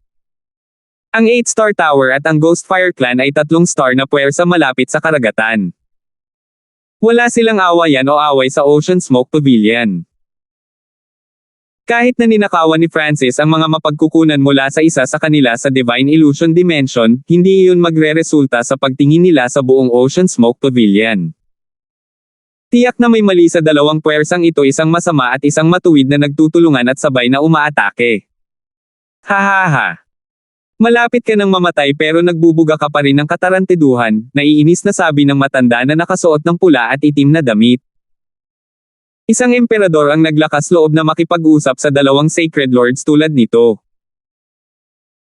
Bagamat silang dalawa ay nasa simula pa lamang na yugto ng Mystic Light Realm, mas malakas sila kaysa sa Old Monster Shu, na kamakailan lamang ay naging Sacred Lord. Higit pa rito, pareho silang may dalawang quasi-sacred lords mula sa kani-kanilang puwersa rin. Ang pulang at itim na balabal na figure at ang lalaking nakabaluti na ginto ay agad na umangkas habang sinusundan ng mga quasi-sacred lords at emperors mula sa likuran. Huwag mong sakta ng mga mula sa Briggs family. Patayin mo na lang si Francis, tinig ng taong nakasuot ng pula at itim na damit sa kaluluwa ng lahat. Ang mga mula sa Briggs family ay agad na nagsimulang magpanik. Kung hindi pa personal na sinabi sa kanila ng Sacred Lord Star Demon ang tungkol sa gawaing ito, matagal na silang tumakas. Medyo kumalat din ang balita tungkol sa pagkatalo ni Francis kay Chengming sa labas ng Purple Star Tower, kaya nakilala ng ilang miyembro ng Briggs family ang lakas ni Francis. Huwag magpanik. Makinig sa mga utos ni Francis. Ang 8-star tower at ang Ghostfire Clan ay hindi mangangahas na gumawa ng anuman sa Briggs family, tinig ni Jane ang narinig sa puso ng mga miyembro ng Briggs family. Naniniwala si Jane na, sa sarili niyang lakas at sa tulong ng Briggs family, dapat kayanin ni Francis ang sitwasyong ito. Nanatiling pareho ang ekspresyon ni Francis habang nakatingin siya sa dalawang puwersang umaarangkada. Isang malakas na surge ng eye intent ang lumabas mula sa kanyang kaliwang mata. Forbidden Illusion Lost World. Ang walang limitasyong kapangyarihan ng kaluluwa ay pumasok sa kaliwang mata ni Francis sa pamamagitan ng kanyang lightning soul body. Ang kaliwang mata ni Francis ay naging walang limitasyong purple and golden maze palas na napakaakit. Weng! Lahat ng mga eksperto sa harap ni Francis ay hindi maiwasang tumingin sa mata ni Francis, at bigla silang hindi nakontrol ang kanilang kamalayan at nagsimulang magpumiglas. Gayunpaman, ito ay walang silbi, at ang kanilang mga mata ay nawala ng liwanag. Hu! Sa isang iglap lang, ang lalaking nakabaluti na ginto, ang matanda na nakasuot ng pula at itim na damit, at ang ilang dosenang miyembro sa likod nila ay natarante na parang nawala ang kanilang mga kaluluwa, at hindi sila makagalaw. Ang lalaking nakabaluti na ginto at ang nakatatandang nakasuot ng pula at itim na damit ay nagpakalat ng buong kapangyarihan ng kanilang soul intent upang harangan ang nakakatakot na bloodline technique. Ito. Anong nangyayari? Naramdaman ng nakatatandang nakasuot ng itim at pula na may mali at nagsimulang nanlamig ang kanyang puso. Nagsimulang manginig ang buong katawan niya habang tinitignan ang golden-eyed na kabataang nasa harapan niya. Paano ito posible? Anong makapangyarihang soul intent? Bumuhos ang malamig na pawis mula sa likod ng lalaking nakasuot ng golden armored. Hindi niya inaasahan na matatapos ang labanan bago pa man ito magsimula. Isang sulyap lang ang ginamit ni Francis upang talunin ang lahat maliban sa kanya at ang nakaitim na nakasuot na elder. Paano ito naging posible? Hindi ba't isa lang siyang emperador? Paano magiging epektibo ang bloodline technique ng isang emperor laban sa mga sacred lords? Ang mga disipulo ng Briggs family sa likod ni Francis ay natigilan. Hindi man lang nila kailangang gawin ito. Hindi nakaimik si Jane. Bagamat inaasahan niya na ang buong lakas ni Francis ay napakataas, hindi ito dapat maging ganito. Ang ilang dosenang emperor at quasi-sacred lords ay hindi makalaban sa bloodline technique ni Francis. Tumingin si Francis sa larangan ng digmaan. Ang kapangyarihan ng pagpapakalat ay walang silbi laban sa mga sagradong Panginoon.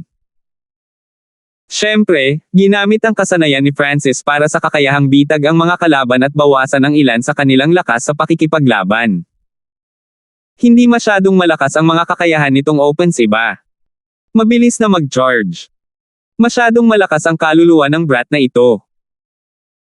Nanatiling pareho ang ekspresyon ng lalaking nakasuot ng gininto ang lalaki habang nagmensahe siya sa matanda na nakasuot ng itim at pulang damit. Ang nakatatanda sa pula at itim na damit ay nagdadalubhasa sa kaluluwa, kaya't maaari niyang labanan ang soul bloodline na kasanayan ni Francis. Dahil ang kaluluwa ng brat na ito ay napakalakas, kailangan mo lamang na harangan ang kanyang pag-atake sa kaluluwa, at pagkatapos ay maaari ko siyang mapinsala ng isang pisikal na pag-atake, patuloy ng lalaking nakabaluti na ginto. Okay. Ang elder na naka-black and red robe ay nagngingit ng kanyang mga ngipin at naging isang bahid ng itim at pulang apoy na bumaril kay Francis. Sila ay dalawang sagradong Panginoon. Saan mapupunta ang kanilang mukha kung ang kanilang buong puwersa ay matatalo ni Francis ng mag-isa? Kasabay nito, ang galit na boses ng matanda na nakasuot ng itim at pula ay tumunog sa kaluluwa ng lalaking nakabaluti na ginto, naglalaro ba sa atin ang Sacred Lord Dark Shadow? Naging pangit ang ekspresyon ng lalaking nakasuot ng gininto ang lalaki, ngunit walang paraan upang umatras sila sa puntong ito. Nililigawan mo si kamatayan, malamig ang tingin ni Francis habang sinasabi niya sa mahinang tono. Isang surge ng apoy na may purple and golden light at God Tribulation lightning na mga simbolo ang lumitaw mula sa kanyang kaliwang mata. Boom! Isang transparent na purple and golden lightning fire na may mapang wasak na aura ang dumapo sa bola ng itim at pulang apoy ng multo. Arg! Agad na nagsimulang sumigaw ang matanda na nakasuot ng pula at itim na damit. Nag-aapoy ang kidlat at apoy sa kanyang kaluluwa at katawan. Pagkatapos ng Purple Star Tower, ang soul intent ni Francis ay naging mas malakas, at ang kanyang mastery sa bloodline techniques ay umabot din sa ibang level. Magagawa ni Francis na masaktan ng husto ang mga normal na Sacred Lord sa kanyang Wind Lightning Eye Flame lamang. Gayunpaman, bigla siyang nag-charge. Bam! Ipinalibot ni Francis ang kapangyarihan ng kanyang Sacred Lightning Body at pinaubo ng dugo ang pulang at itim na damit na Elder sa isang suntok lamang. Ang isang normal na quasi-Sacred Lord ay pinatay na sana ni Francis, ngunit iba ang Sacred Body ng isang Sacred Lord. Ang kanilang depensa laban sa sinumang may mababang kultibasyon ay napakalakas, at ito ay may napakabilis na bilis ng paggaling. Ha! Inihagis ni Francis ang isa pang suntok na naglalaman ng kapangyarihan ng God Tribulation Lightning patungo sa dantian ng Elder, kung saan nakaimbak ang kanyang sacred power. Kapag ang Emperor ay naging Sacred Lord, ang Crystal Core na dimensyon ay magiging whirlpool ng sacred power. Bam! Boom! Nawala sa langit at lupa ang figure ng matanda na nakasuot ng pula at itim na damit. Ang kanyang kaluluwa ay ganap na dinurog ng soul intent ni Francis, naiwan lamang ang isang interspatial na bracelet, na kinuha ni Francis sa Misty Spatial World. Kahit na ang Elder na ito ay isang panimulang yugto ng Sacred Lord, ang kanyang lakas ay mas mahina kaysa Sacred Lord 100 Refined at kasama mula sa Imperial Tombs. Ito ang dahilan kung bakit nagawang patayin ni Francis ang isang sagradong Panginoon gamit ang sarili niyang lakas. Ang Grand Elder ng Ghostfire Clan ay namatay dito, at lahat mula sa Briggs family ay nanginginig, kasama si Jane. Napakadaling napatay ng isang Mystic Light Realm Sacred Lord na maaaring tumawag sa hangin at magpalipat ng mga ulap sa zone ng kontinente. Ang lahat ng ito ay parang surreal. Ngayon lang naintindihan ng mga disipulo ng Briggs family na talagang napakaswerte nila na nakakuha ng napakaraming reward sa pamamagitan lamang ng paglabas para mamasyal. Grand Elder. Nagsimulang kumulo ang puso ng mga miyembro ng Ocean Smoke Pavilion.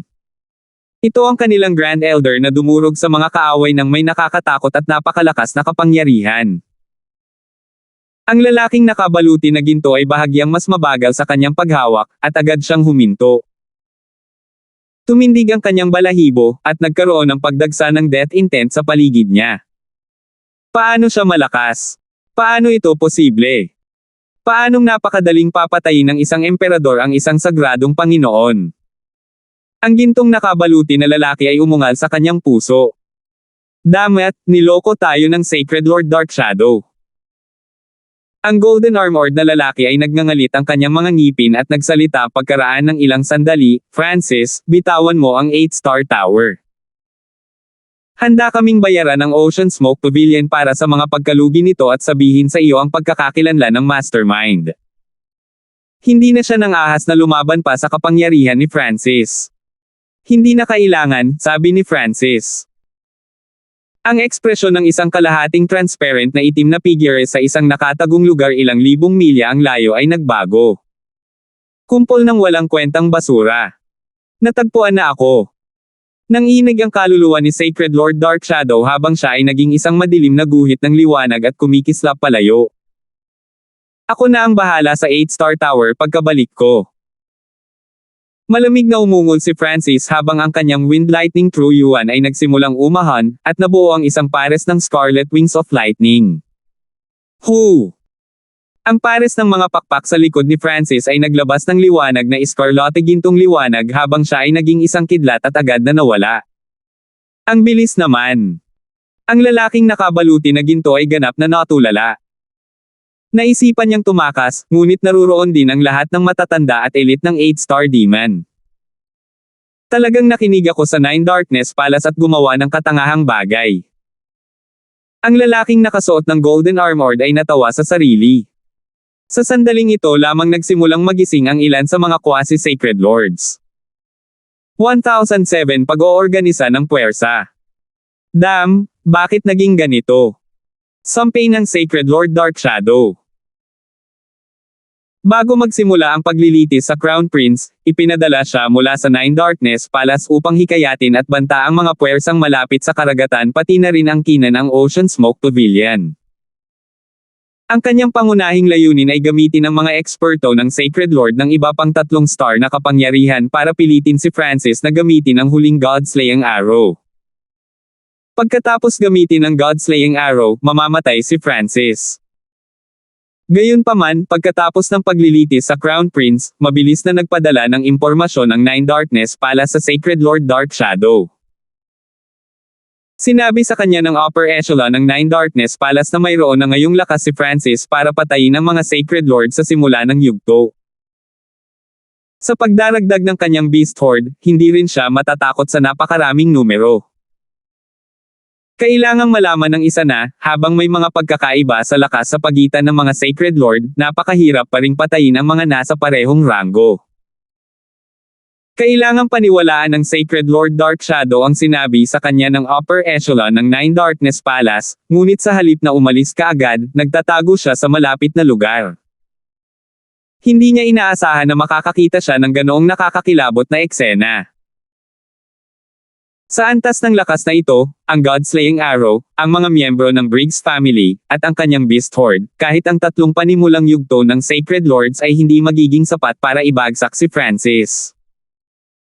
Sa kabutihang palad, matagal nang nagpadala sa kanya ng balita ang Nine Darkness Palace o kung hindi ay dito na siya namatay. Nakakatakot ang bilis. Naramdaman ng Sacred Lord Dark Shadow ang paglakas ng hangin at kidlat pati na rin ang malamig na layuning pagpatay mula sa kanyang likuran. Ang Sacred Lord Dark Shadow ay dalubhasa sa bilis ngunit hindi pa rin nagawang itapon si Francis. Madilim na gabing umaagos na anino. Ang Sacred Lord Dark Shadow ay naging isang bahid ng madilim na liwanag at bumilis pasulong ng ilang dosenang libong milya. Lightning Wing Spatial Flash. Ipinalibot ni Francis ang kanyang Fire of Wind Lightning at nakumpleto ang kanyang unang flash. Ang Sacred Lord Dark Shadow ay ang pinakamabilis na simulang yugto na nakita ng Sacred Lord Francis sa ngayon. Hindi nakahabol si Francis kahit sa kanyang Lightning Wing Spatial Flash. Skylocking Bow. Isang gininto ang araw ng Wind Lightning ang nagsimulang mamuo sa kamay ni Francis at bumaril sa bahagi ng walang limitasyong karagatan. Whoosh! Nang lumitaw ang gininto ang araw ng Wind Lightning, tumagos ito sa dibdib ng Sacred Lord Dark Shadow. Shit! Ang brat na ito! Huminto sa ere ang Sacred Lord Dark Shadow. Ang araw na ito ay naglalaman ng magulong kapangyarihan ng Wind Lightning. Ang mapangwasak na kapangyarihan ng God Tribulation Lightning na nasa loob nito ay malakas din na sumalungat sa mga sacred body.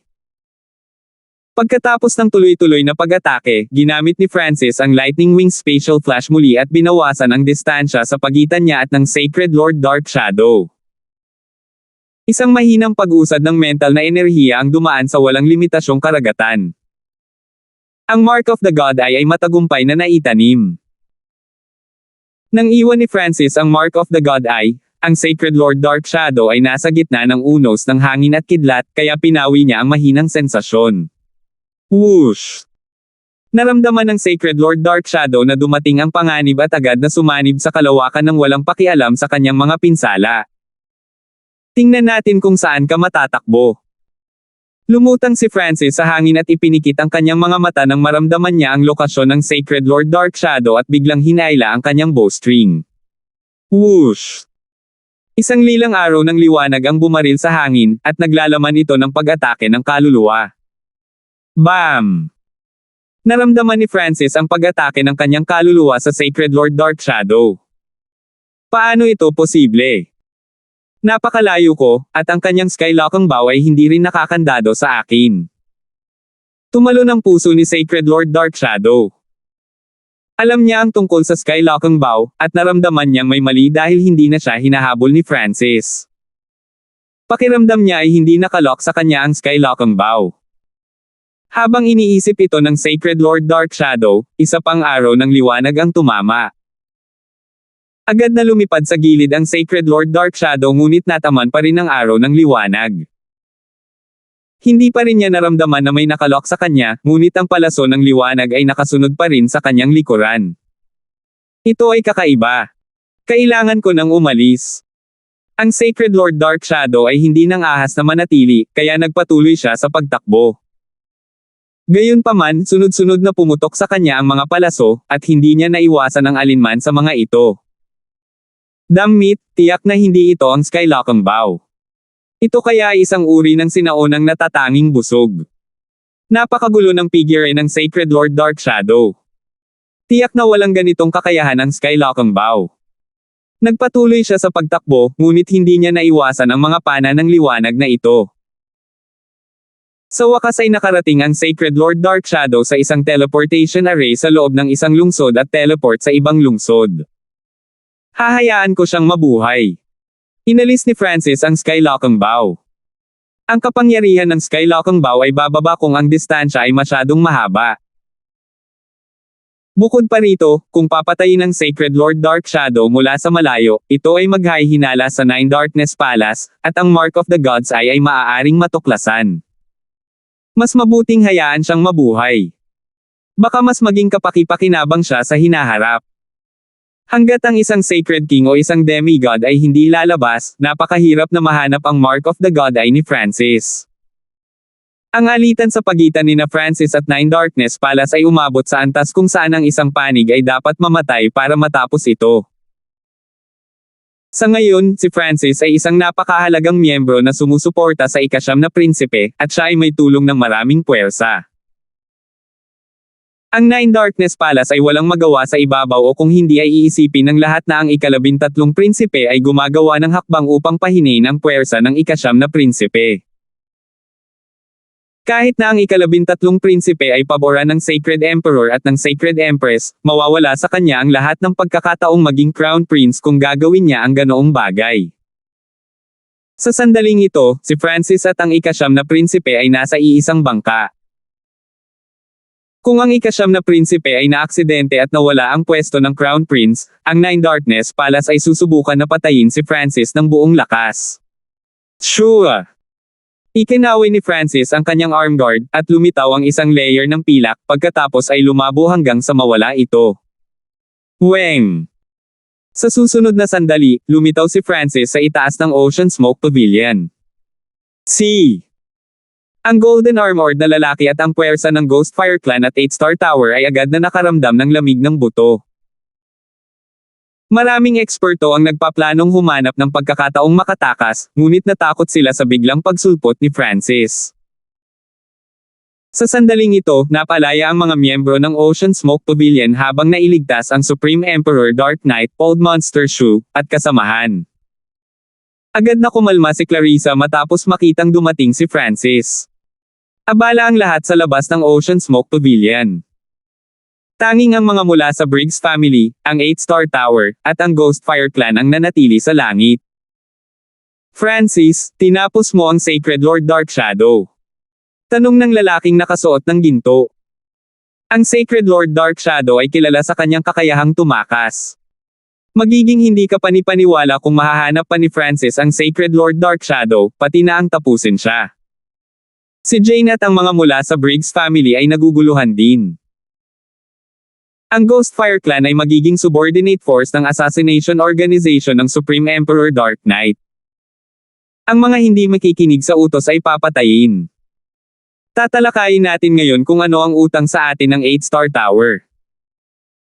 Unang inihayag ni Francis kung ano ang mangyayari sa Ghost Fire Clan, pagkatapos ay tumingin sa Golden Armored na lalaki.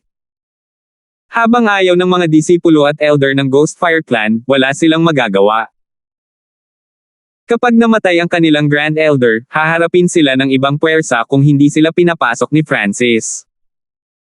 Salamat, Guro, mensahe ng Supreme Emperor Dark Knight sa pamamagitan ng Dark Heart Seal. Ang Ghostfire Clan ay isang puwersa na nagil-inang sa Tao of Ghosts, kaya mas malaki ang potensyal nila bilang mga assassin kaysa sa mga disipulo mula sa 10,000 Sacred Clan. Ito ay magpapahintulot sa kanya na tunay na simulan ang kanyang organisasyon ng pagpatay. Nayanig ang puso ng lalaking nakabaluti na ginto. Binaliwala ni Francis ang kanyang itinanong at dumiretso sa mga negosasyon sa isang malakas na tono. Higit pa rito, inihayag lang ni Francis ang kapalaran ng Ghostfire Clan bago magsalita tungkol sa mga negosasyon. Ang Golden Armored na lalaki at mga miyembro ng 8-Star Tower ay sumigaw sa kanilang mga puso.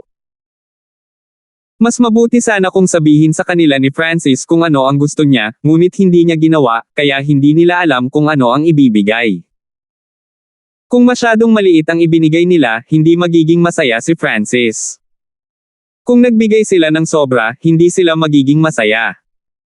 Babayaran ng 8-Star Tower ang lahat ng pagkalugi ng Ocean Smoke Pavilion sa pagkakataong ito. Ang 8-Star Tower ay magbibigay din ng tiyak na halaga ng resources at lakas tao sa Ocean Smoke Pavilion bawat taon. Sa wakas ay nagsalita ang Golden Armored na lalaki pagkatapos ng ilang sandali ng katahimikan. Sumali ka rin sa paksayo ng ika-9 na prinsipe, sabi ni Francis sa mapagpasyang tono pagkatapos pakinggan ang iminungkahi ng lalaking nakabaluti na ginto. Ang mga ekspresyon ng Golden Armored na lalaki at mga matatanda ng 8-Star Tower ay naging bahagyang pangit. Kung ang ika-9 na prinsipe ay may parehong bilang ng mga puwersa gaya ng ika-4 na prinsipe, ang lalaking nakabaluti na ginto ay sasali kahit na hindi sinasabi ni Francis sa kanya. Gayunpaman, ang prinsipe ng korona ay hindi sapat na malakas. Tiyak na may gagawin ang pang-4, ika-13, at ika-7 prinsipe sa hinaharap. Napakababa ng pagkakataon ng ika-9 na prinsipe na manatiling Crown Prince at maging Sacred Emperor. Okay. Sa sandaling ito, ang mga mula sa 8-Star Tower ay hindi nakatakas, at hindi sila mananalo kung magpasya silang lumaban. Ano pa ba ang magagawa nila maliban sa pagsang-ayon? Ang lalaking nakabaluti na ginto at ang mga matatanda mula sa 8-Star Tower ay nakaramdam ng labis na pagkabigo. Maaari ka nang umalis, sabi ni Francis. Huminga ng malalim ang mga mula sa Briggs family. Katulad noon, nasakop ni Francis ang isang 3-star power at ginawa ang isa pang 3-star power na sumali sa paksayo ng 9th Prince. Pagkatapos ay pinayagan ni Francis ang mga miyembro ng Briggs family na pumasok sa Ocean Smoke Pavilion. Alam ni Francis kung ano ang gusto ng Sacred Lord Star Demon, ngunit hindi niya alam kung ano ang intensyon ng 8th Prince. Gayunpaman, napakaganda na ang Briggs family ay sumusuporta sa 9th Prince. Ito ay magpapahintulot sa pangkalahatang lakas ng ika-9 na prinsipe na tumaas ng isa pang antas. Ang Ocean Smoke Pavilion ay inayos pagkatapos ng 3 araw at nagsimulang tumakbo ng normal muli. Ipinadala rin ng 8-Star Tower ang mga ipinangakong mapagkukunan. Ang pagpapalawak ng puwersa ni Francis ay nangangailangan ng mas maraming mapagkukunan kaysa sa nakuha niya sa Divine Illusion Dimension at Imperial Tombs. Bibisitahin ko ang Senior Star Demon pagkatapos ng ilang sandali. Nagpaalam si Francis kay Jane. Hindi pa rin niya natatapos basahin ang pribadong koleksyon ng Sacred Lord Star Demon, at ang Purple Star Tower ay isang magandang lugar para sa paglilinang. Kailangan pa rin niyang imbestigahan ang may-ari ng Eyes of Samsara. Nangangahulugan ito na kailangan niyang bumalik sa Briggs family sa isang punto, ngunit kailangan muna ni Francis na ayusin ang lahat dito. Sa loob ng Misty Spatial World, ginamit na ng Cloud Silkworm Saint Butterfly ang 100 Origin Sacred Honey at nakatulog. Ang Sky-Shaking Golden Apes ay mayroon ding mga senyales ng paglusot pagkatapos ng pag-aalaga ng maliit na paws ang magnanakaw. Ang pagbabalik ni Francis pagkatapos ng paglilitis sa Crown Prince ay nagdulot ng hindi nakikitang hangin ng Draconic Providence na pumalibot sa Ocean Smoke Pavilion. Inorganisa ni Francis ang Ocean Smoke Pavilion, ang 10,000 Sacred Clan, at ang Assassination Force ng Supreme Emperor Dark Knight bago bumalik sa Ocean Smoke Pavilion at pumasok sa pag-iisa. Ang pangunahing focus niya ay ang soul recovery divine technique at pagsusuri sa soul splitting technique. Ang dark purple na lightning soul body ni Francis ay biglang nagsimulang kuminam pagkatapos ng isang buwan, na para bang mayroon itong sariling kamalayan at lumampas sa limitasyon ng isang kaluluwa. Nangyari ang kakaibang eksenang ito sa ilang kadahilanan. Una, ang kaluluwang katawan ni Francis ay sumailalim sa isang hindi kilalang mutation matapos sumanib sa kanyang God's spiritual eye. Pagkatapos ng ebolusyon ng espiritual na mata ng Diyos noong huling pagkakataon, ang kanyang purple na soul sea, ang mga simbolo ng God Tribulation Lightning, at ang kanyang kaluluwa ay pinagsama upang bumuo ng lightning soul body. Ang isa pang dahilan ay dahil si Francis ay may tulong ng maraming mahalagang mapagkukunan, at ang kanyang soul recovery divine technique ay umabot sa ika-8 na antas. Maaari ko nang simulan ang paglinang sa unang antas ng soul splitting technique ngayon. Gumalaw ang puso ni Francis. Sa sandaling ito, natugunan ng kanyang kaluluwa ang mga kinakailangan at nalampasan pa ang itinakda ng may akda upang linangin ang soul splitting technique. Kahit na ang kanyang soul recovery divine technique ay hindi pa umabot sa peak, ang kaluluwa ni Francis ay lumampas na sa mga kinakailangan sa ika-8 na antas. Kapag nagtagumpay ako sa paghahati ng aking kaluluwa, magagawa kong ilagay ang mata ng kamatayan sa nahati na kaluluwa. Salamat po at sinamahan ninyo ako. Ingat lagi mga master.